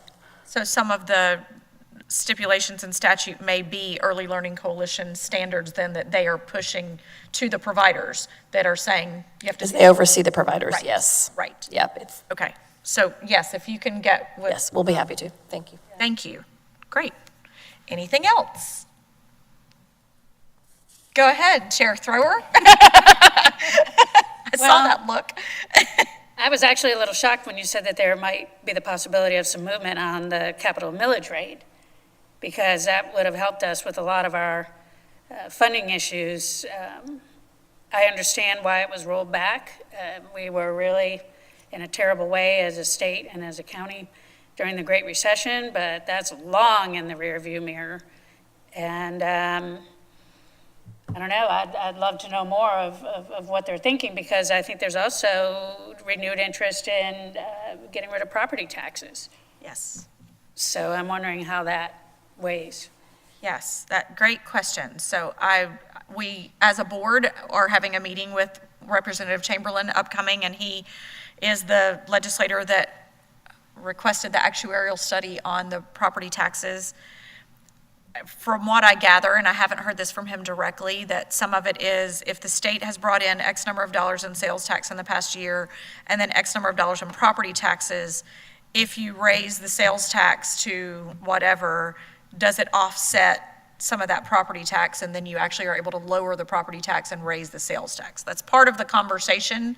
I don't know where that's going to land, but that's essentially what that sales tax has brought in so much more, even at a state 6% sales tax, than all the property taxes across the state. And how do you maybe raise the sales tax and lower property taxes to do the same things? So that's a part of that conversation. I think that capital millage, so if there is a conversation to reduce property taxes, having an increase in millage isn't going to help us that much. I mean, it would be interesting to have a part of the conversation.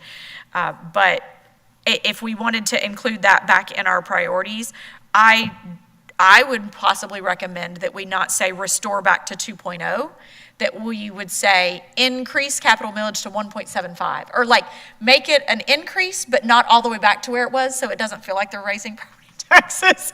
I don't know, I think we have to be creative in how we do that. Attorney Powers is looking at me. Do you have anything to add to that conversation? Okay, he's just looking at me. Enthralled by the conversation. Yeah, enthralled by in the conversations. Okay, so I'm not sure if that needs to necessarily hit the priorities right now. We can certainly talk about it. What we're doing right now is just starting this conversation. And again, FSBA will put their stuff out August 1st. Wanted us to have some starting points where we have consensus, so when we do go meet with legislators, that we can say, here are the things that we see as a need. So we're having a public conversation now. We have consensus on these items. This is all we can talk about whenever we're in a meeting. So, I mean, if we agree capital millage, we need an increase in capital millage. If it's 2.0, so be it. And let's just say we can throw it out there and we don't know if it's actually going to stick, but we can try it. Did you have other things on your? Oh, I do have a couple of other things on my list. Can you share those with us, and then we'll? Sure. No, I want to hear what everybody else has so far. To recap so far, we're Sure. solid with attendance. Attendance, and Dr. Gullet is going to get back with us on some additional information on that. We have the elevate average teacher pay to be among average in the nation, whatever that turns out to be. Right now, we have on this list VPK deregulation. We'll wait and see how that actually impacts public schools versus private providers. And then we've put in restore capital millage. Now, it's possible that these are just all the things we're talking about right now, and we all agree are issues, but may not hit our top 5. Mm-hmm. So I'm okay with that if you all are, and if Attorney Powers is comfortable as well. We're having public conversation. We agree on these things. So as we're having conversation with legislators, it's okay for us to talk about these 5 to 10 things based on the public conversation. Yeah, good. That's why we're doing it today. Yes, and I would propose holding off on the capital millage rate at least until after we have our meeting with Rep. Sure. And get more information, because it was declared beyond dead, previously. And so that's kind of where I am with that. And it does sound a little weird to be aspiring to be average. I know. But it's sort of where we are, we know we need to get teacher pay up, and also the global service to education pay. Right. All right. Do you have anything else? Anybody else have anything else before I rattle off a couple that I have? And then let's see how we feel about the ones that I have here. Go ahead. Okay, perfect. So I have to amend statute number 1003.42. And that is the statute that incorporates teaching of Holocaust education as well as history of communism. History of communism was just added in 2024 to that statute. I would like to recommend that we amend that statute to incorporate world geography education. We have now said we are teaching Holocaust education. That includes Eastern Europe and all the things that happened there. We've also now said we're teaching history of communism, but we aren't telling students where Cuba and the USSR and East and West Germany actually are. And they probably couldn't pick them out on a map. They can't. And that's a problem. Many can't. Right. And so if we say to amend that statute now, especially in light of Holocaust and communism education, let's also incorporate world geography, I think it just makes a more well-rounded student. Do we agree with that idea? I agree. Sure. So world also encompassing the United States. Absolutely. No, absolutely. I mean, we can say U.S. and world U.S. geography. and world geography. Sure, I'm fine with that. Yes. That was removed out of the middle school curriculum quite a while ago now, and I know that there are some teachers that are still teaching because of what you just shared, you know. And there are so many kids that love maps. I think you have a very recent story about maps, Dr. Bud. Will you share it? Because I think it's very pertinent to this conversation. Certainly. So visiting one of the classrooms this past week was in elementary, and they were studying and reading about the gold rush. So I was asking them some questions about that, and I'm going to shorten the story because I was with the students for quite some time, but it led to some questions a student had when I was asking about what their learning was, what questions they had, and it led to a geography question and about distance of time and travel that this young man had, very bright young man. And so I said, well, you know, that's a great question. How do you know how long it takes to get from one location to the other? How do they come to the U.S.? And he said, well, you know, I have here China, and I have, you know, across the country and out of the country. And so we walked over to the map, and we went to the U.S. map, and then we were locating states. We were locating, obviously, California and how they traveled there and how long it took to travel. But then he started mentioning it back to other countries, and well, where are they on the map? Well, this is a U.S. map. So what map do you need? So the world map. So we went to the back of the classroom to the world map. So here's a student who has a great opportunity for inquiry and making meaning of the text with the maps in place. And it was a very, and I'm shortening the story, but powerful moment of learning to go to the maps and have the conversation about, well, how did they travel? Could they go by horse if they're going across the ocean? No. How did they travel? So it's just interesting. And I think without the maps and without the context of understanding where they're located on the map, because he didn't know, but he certainly knew those are the important questions to ask. That's the takeaway. I mean, he knew that something didn't make sense and he needed to try to make sense of it. So. And thank you. My own high schooler, and I had one of my high schoolers, I'm not going to call out which one, and I had this conversation just this past weekend that his curriculum has taught him country flags. So he knows 200 different flags, but has no concept of where those countries actually are. And talking about even U.S. World Cup soccer. He knows all those flags and all those country names and all, but where is Angola in comparison to Trinidad and Tobago? No concept. Oh, right.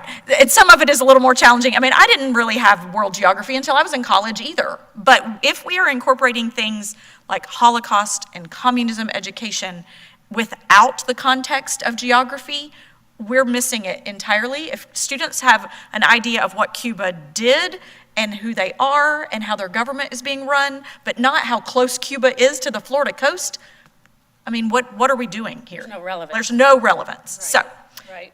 okay, so I think that's an easy one to add in. Thank you for that. I have two more that, well, maybe three more that I wanted to recommend based on our recent conversations that we've had about new construction. I would like to recommend amending the SREF Chapter 6-1 regarding public school gymnasium capacities. And as you may recall, I brought this up when we were talking about our new high school. The total square footage of a court cannot exceed 6,500 square feet. Standard high school court is, this is directly from Ms. Dobbins, is 4,200 square feet, and the recommended safety zone is 3 to 10 feet, bringing the total to 5,100 to 6,500 square feet for the court alone. The seating is 32 square feet per seat at a 10% cap based on school capacity. Therefore, seating capacity for a school with 2,500 students is capped at 250 seats. That's all based on SREF standards 6.1 in chapter 6.1. So I would like to recommend amending SREF chapter 6.1 regarding public school gymnasium capacities. I don't know that I want to say exactly what I want it amended to, but I think that we could say, based on the number of sports that are now being played indoors, especially in high schools, as new construction is occurring, there is no limit to the number of fields you can have outdoors.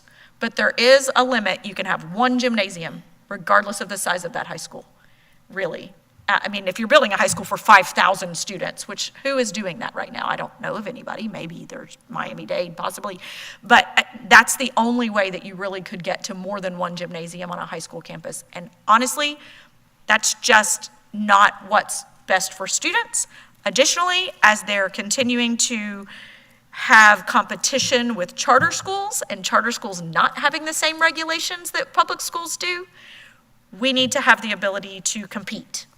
So, however you feel about that, I'm open to the conversation. That would be the simple statement right there, is deregulated to match charter school requirements. And they don't which have there them. are. Right. So, I mean, possibly it is, amending that chapter regarding public school gymnasium capacities to mirror the lack of guidelines to charter school capacities. To mirror the requirements of charter schools. Right.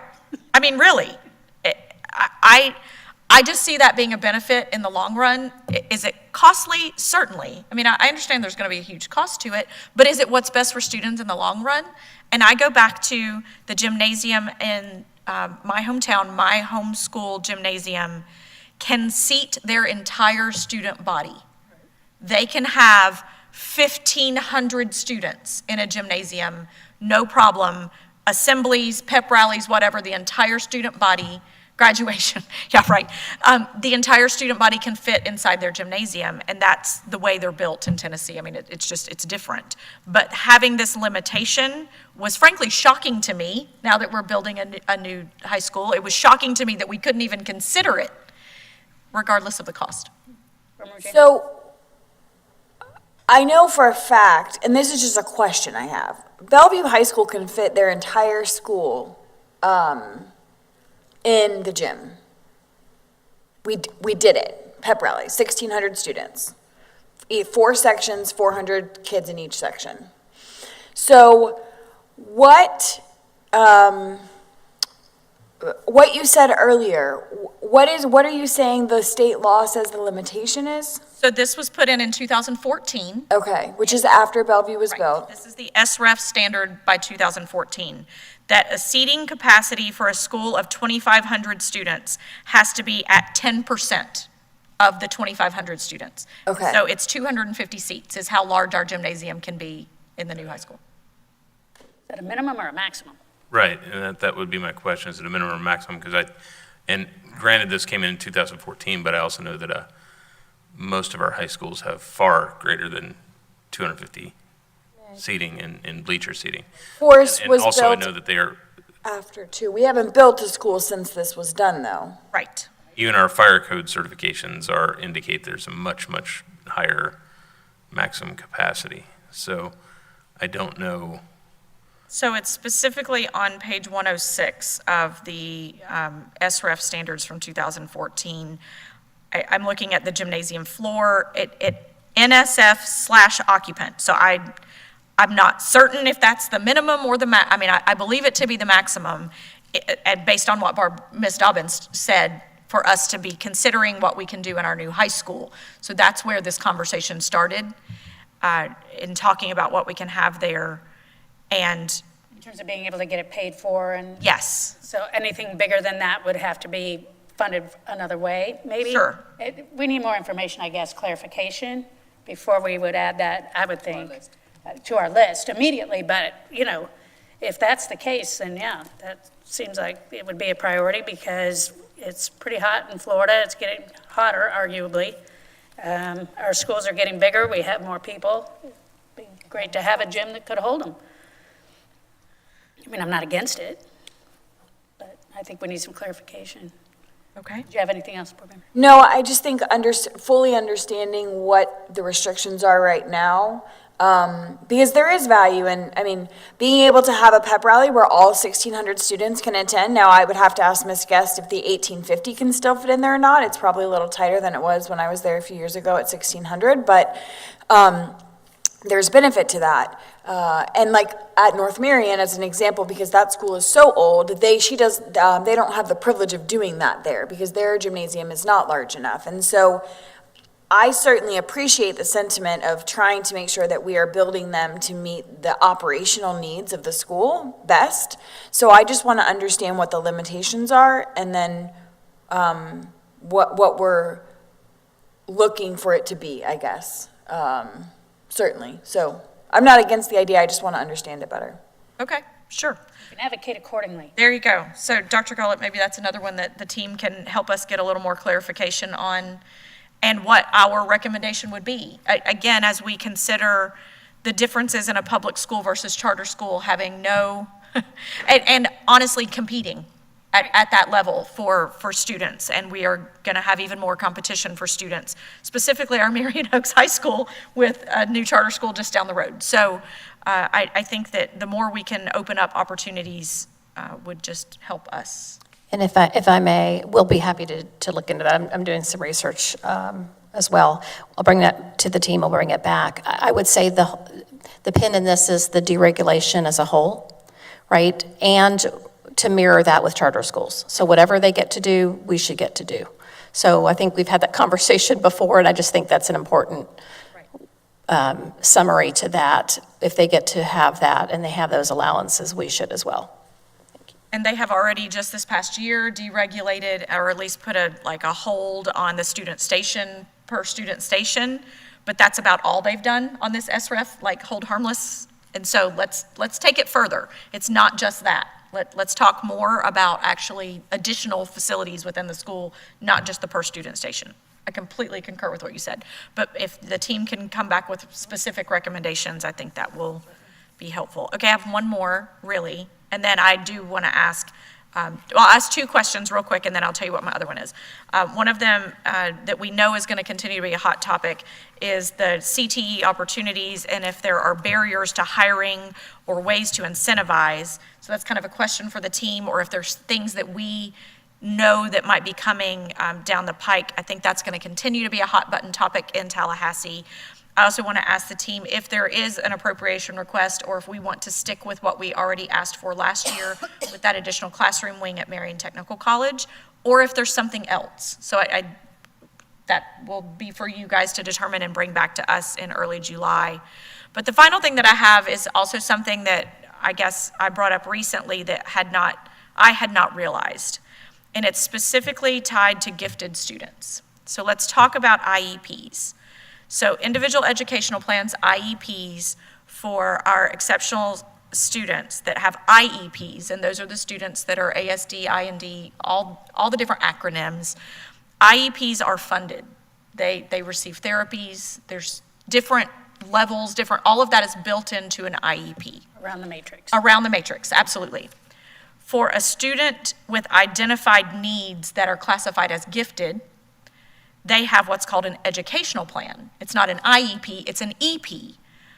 And with an EP, there is no funding tied to it. So a student, I know, this is something I've just learned recently as we had a lot of conversation about gifted students.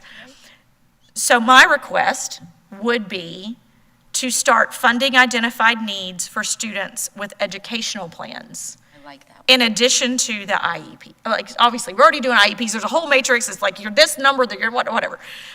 All the different numbers, all the things. I don't know what the number would be. I'm not asking for that. I'm just saying, I had a gifted endorsed teacher recently tell me a student who's gifted is not going to grow out of that.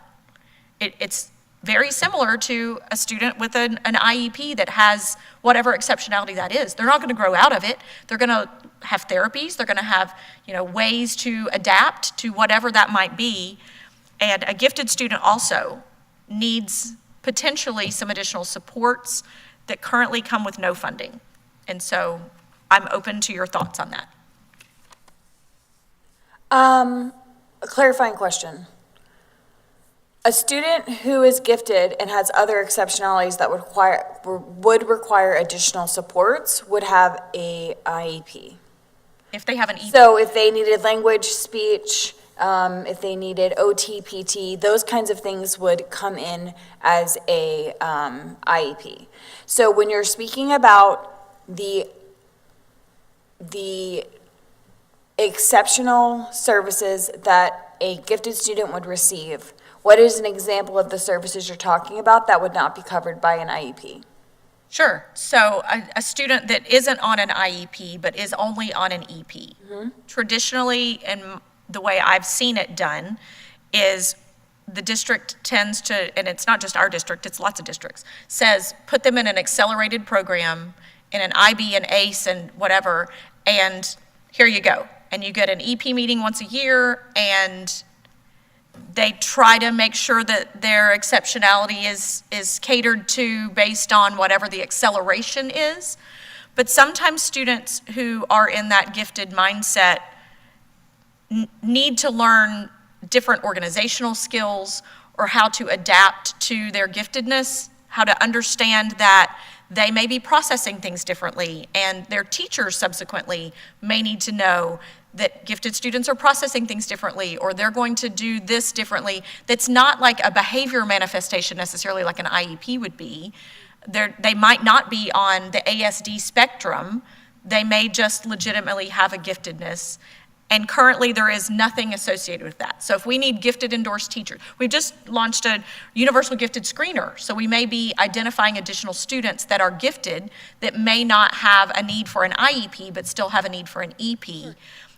There is no funding associated with gifted endorsements. There's no additional anything for the district to say, we want to help these identified needs of these students, because there's no funding tied to that. So I personally, I think I could get behind if we requested some level of additional funding source just for the identification of giftedness. I don't think that it would behoove us to get into the intricacies of what is done within the classroom or within those services, because I think we would struggle to find them to be tangible.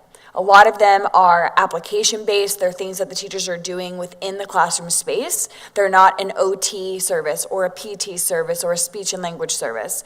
So if we were going to have an ask, I would offer that ask should simply be attaching a monetary value to the EP label or identification, which could then be used directly for funding gifted educators and gifted education endorsements. That would be my recommendation, so that we can help cover that payroll cost for placing gifted teachers at sites.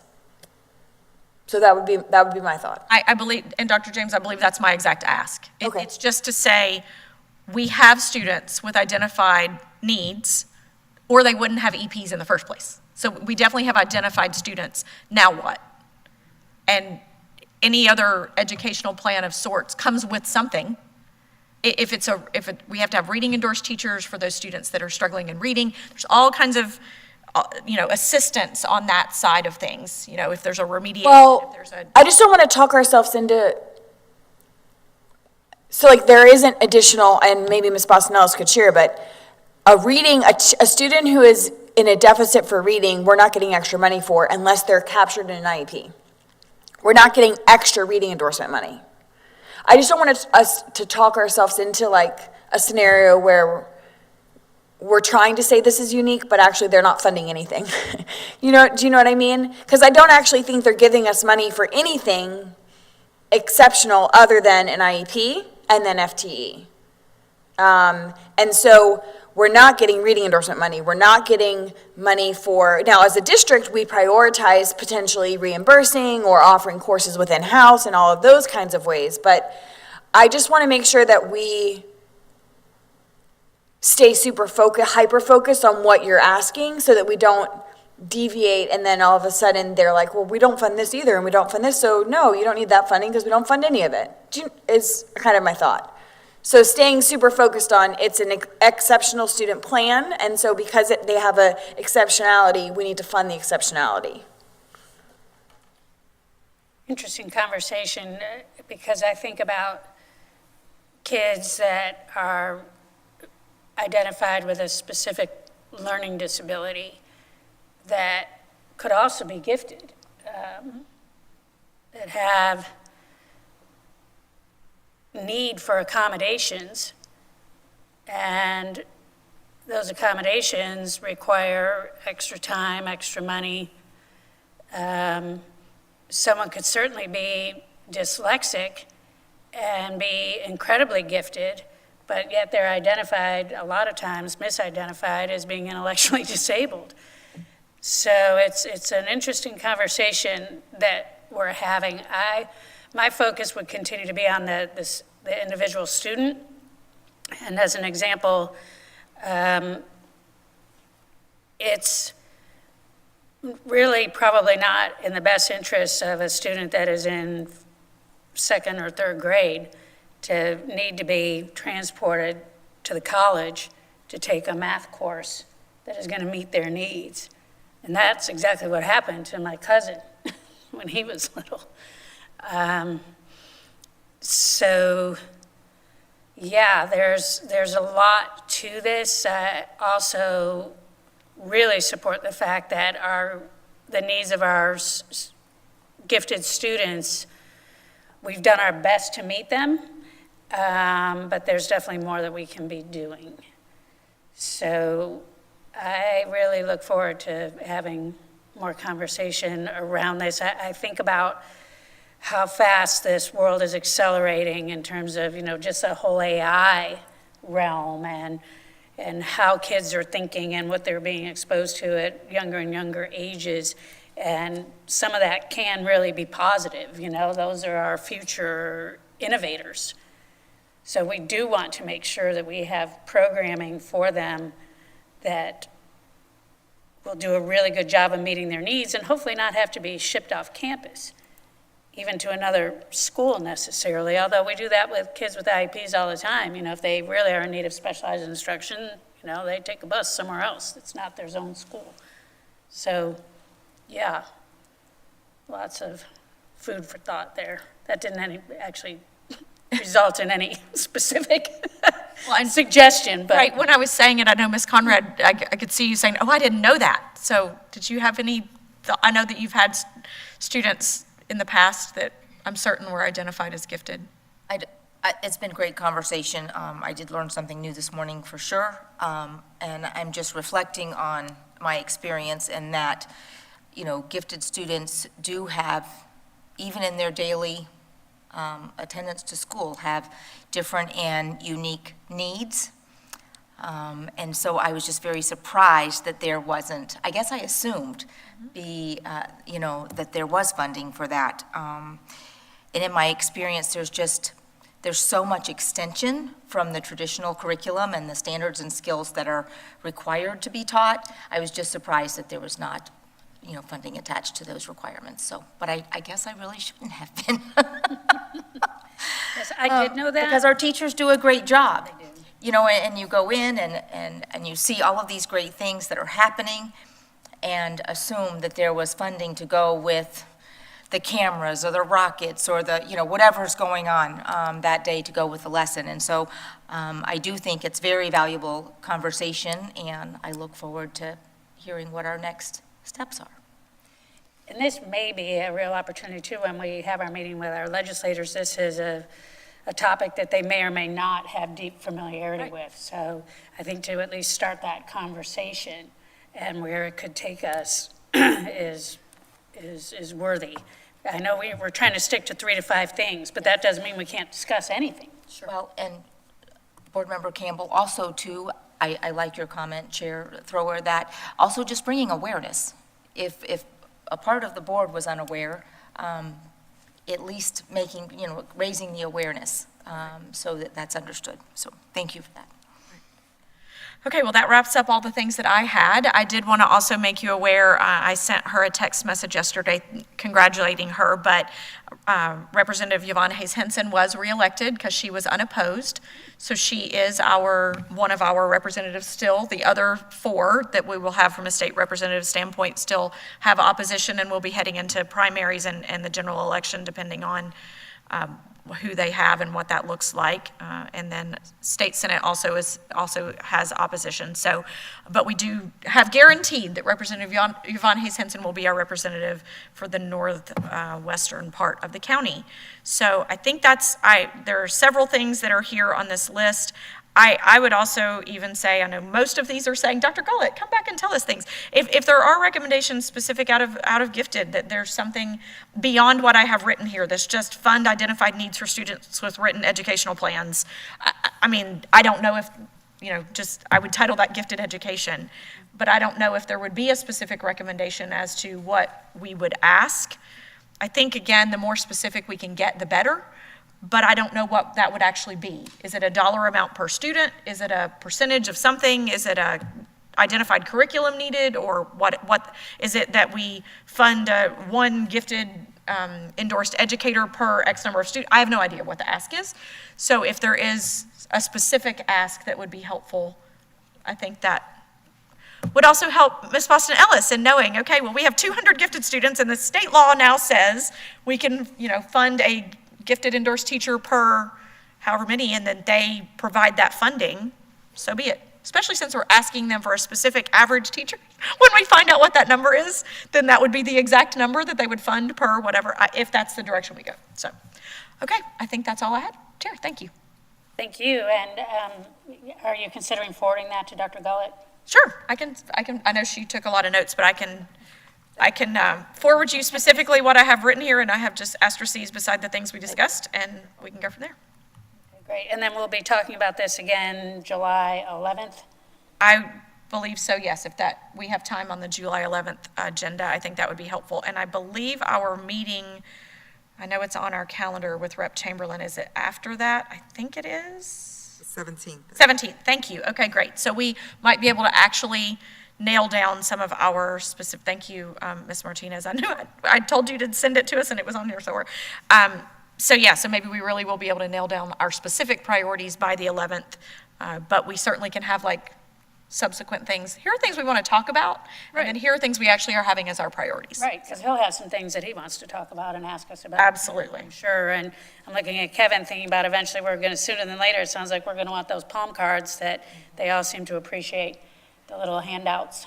Yes, and delegation probably won't be happening until at least December, so we do have quite a bit of time on that because session is later this year than it, Right. Committee week doesn't happen until the spring. Right. So we have a little bit more time just for, compressed. we're not as compressed. We're getting ahead of the game for sure to start having the conversations now of things that we've identified. So I appreciate the conversation. Yes, definitely. Dr. Gullett? Thank you. If I may add, and Board, you had a lot of broad conversations, a lot of topics. My add would be, as we talk about going back to the deregulation list, safety, specifically safety is a concern because of the, I think the path that we're on with additional requirements. I know you've heard a lot about this too, and we're looking to see what it looks like with monitoring gates, just gates alone. And monitoring gates equates with staff, equates with money to have those things monitored. So I know there's a lot more to come, but I just think that's important to elevate that to the conversation because that's going to require more. And just like with our contracts with our school resource officers and those things, that all takes money and it's not fully funded. Mandates are not fully funded. So as the mandates increase, the ask would be that they are funded. And so Simple one. You could say that across the board. yeah, and we we are all committed to ensuring a safe environment for all of our students, our staff, and our visitors, our guests, our community. But I think that's just one of those really critical conversations that we need to have. That is so true, Dr. Gullett, and thank you for bringing us around to this, because the focus has to be on providing that safe and accessible learning environment so that all these great things that we're talking about doing can take place, with joy and with a feeling of safety and being in the right place for the right reason. So, yep, thank you for that. All right, any other suggestions from board members? Vice Chair? I just have a suggestion, Dr. Gullett, as we move forward on that conversation, I think it would be helpful to have some numbers attached to that. So as we're in Tallahassee bringing forward conversations, even if it doesn't make our list, many times we are asked, what are you struggling with? What is a struggle? It would be nice to say that in Marion County, we have this many gates, we have this many football fields, we have this many basketball, and somebody has to man it, and what that number looks like what does it cost us? So that it's in black and white. Certainly. Thank you. Do our best to come up with a list. I know the team's already working on what would it take. Yes. Depending on what the requirements would be, but certainly we'll do our best to provide A general list. A general idea. Yes, of course. Thank you. There's also a hardware cost, Yes. for locks, keys, however they're going to be secured. Chair, thank you, Vice Chair, for bringing that up. I think this is just an observation, and I'm sure I'm thinking not as broadly as the rest of the team, but just this mandate alone on monitoring gates for after-hours events is going to be quite significant on our campuses where our gymnasiums, auditoriums are beyond the gate. The Dunellen High School Gymnasium, the Bellevue High School Gymnasium, the Osceola Middle School when we do have a gym there, Fort King Middle School, at Fort McCoy, you start naming all of the, right. There's so many, I'm just beginning to say that we are beyond the gate in so many of our after-school activities that it is a significant challenge that I can see that will impact us this year, and we will only start to see that as the school year really gets started. So thank you for that request. If we can get some real concrete numbers that will help us and say, here's what this is going to be, and to have this manned for this amount of time every day in some of these locations. Yeah, Yep. Okay, thank you. So the plan is to bring this back around and finalize it at the July 11th board meeting, or do we need It's a another work session. I was going to Yeah, say. July 11th is the work session. Okay, yep, perfect, that makes more sense. So I think if we come back with the fine-tuned, the additional information, most of these are going to fall on Dr. Gullett and the team. As we say, here's what we came up with, here's some ideas, what have you, then we will be able to say, okay, well, here's our top 5, but here's our other, in FSBA, we consider them continuing conversations or items of continued concern. Yes. Here's our whole platform, but here's additional items of continued concern. And so we can have our 5 and then Right. have the other items. Yes. Because it's rare to get something done on the first push. Sure. Sometimes it happens, but. That's why I wanted to give us the history. In 2023, here are the things we started, and here are the things that already changed. And 2024, it's fun to see what we've been able to impact already. Oh, yeah, and we've had some good wins, good successes. As far as continuing for the CTE, that we need that next appropriation to be able to finalize that vision, right? Yes. So I can't imagine that we wouldn't want that to be. Well, and if that is the ask, I mean, obviously MTC certainly, or if there's an additional ask, or if with our new high school, if there's something we want to add somewhere that we don't already have. I know we've talked some about aviation, even at the high school level. Is that going to be added into the new? So I think there might be, if there's other opportunities that we want to say, at XYZ school, we would like to build a flight simulator, and this is going to be this cost, and Right. you and Space Florida can come help fund. As we heard Space Florida presentation at the CEP yesterday.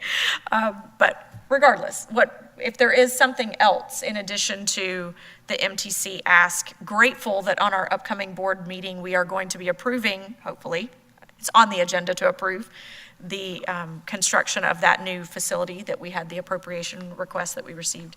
So that's coming. We actually have it on the agenda on Tuesday night, so that's great. But again, if there's something else that Marion Technical College was that was a good pathway to get us in, but there may be others that we could consider to enhance in other locations. Perfect. All right, good. So we'll wrap up our legislative priorities discussion now, move on to board comments and concerns. Ms. Martinez, anything from your seat? No, Madam Chair. Thank you. Attorney Powers, anything from legal? No, ma'am.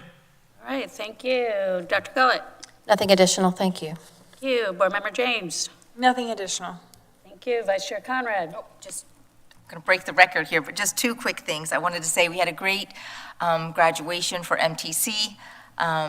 It was wonderful. It was exciting to see a variety of students come across the stage, and there's just a lot of good work being done. So I wanted to share that. Also, Tuesday at the County Commissioners meeting, they did a kickoff for school supply drive, and it was exciting. That's a very competitive group, and so I believe they're inviting us to their August 1st meeting to see what kind of response they get. So it was just really exciting and heartfelt to see the community jump in to help support the students of Marion County, especially our most needy population. So thank you. Thank you, Vice Chair. Board Member Campbell? I won't add anything else. I talked a lot today. Thank you. All right, thank you. And yes, great work session this morning. You know, this community really has such a strong history of coming together and making great things happen, and we sure appreciate the partnerships. I had just had two quick things as I throw my pen on the floor. The salary study results. Dr. Gullett, is that something that you would have any updates on? Thank you, Madam Chair. I know that the team has it. I haven't seen it yet, and that'll be coming forward soon. So I know that there's a draft, I think, that's been received, but I haven't had a chance to meet with the team yet. They've been out, so.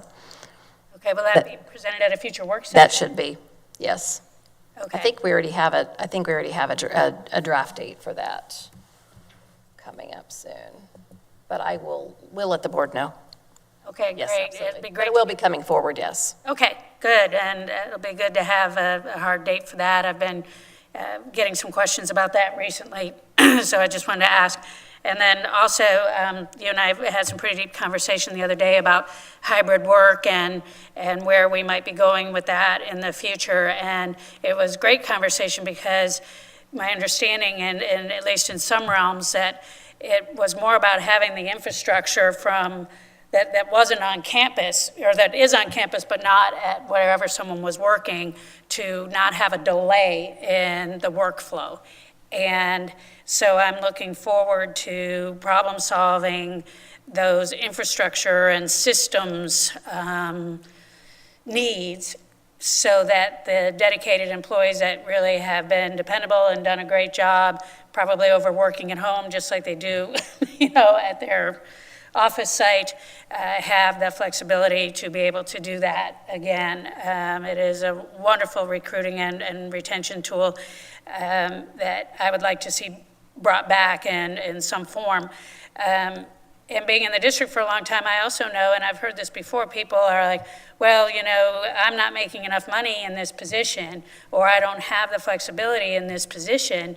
And my answer to that would be, just thinking about my own career trajectory, I knew that when I started as a para for $5 an hour my first 30 days in 1997, that I probably wasn't going to support a family very easily on that salary.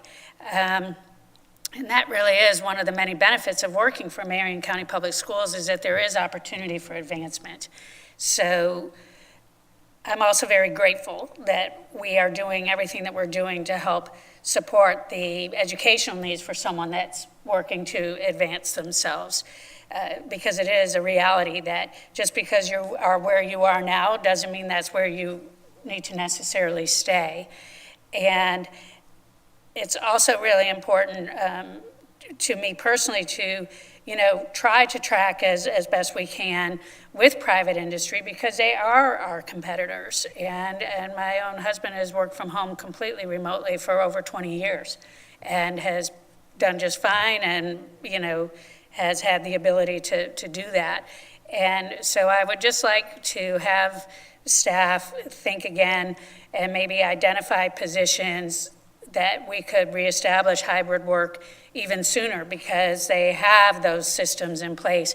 I think of a data entry clerk, if they're sitting at a computer doing data entry all day, then to me that would be a tailor-made opportunity for someone to be able to work hybrid. And if someone envies that, then there's hopefully going to be opportunities to move into positions that lend themselves to hybrid work.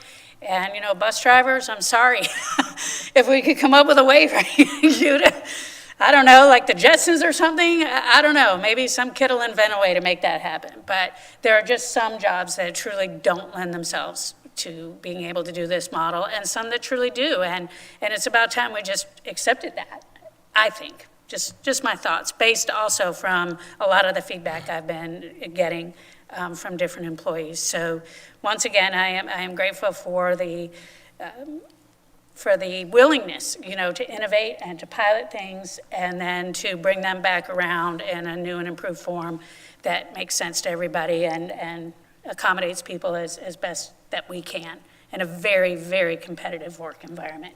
I mean, we saw how many people we lost during the Great Recession and then COVID and the Great Resignation. The field is very, very competitive. So I think we just need to really focus on being innovative and making sure that our employees feel very valued and that their needs are being met. And I know we try to do that each and every day. So thank you all for the great work that you do. And if there's nothing else, we will adjourn. Nothing else, right? For the good of the cause, we're good? All right, we will adjourn at 11:23 p.m. Thank you so much.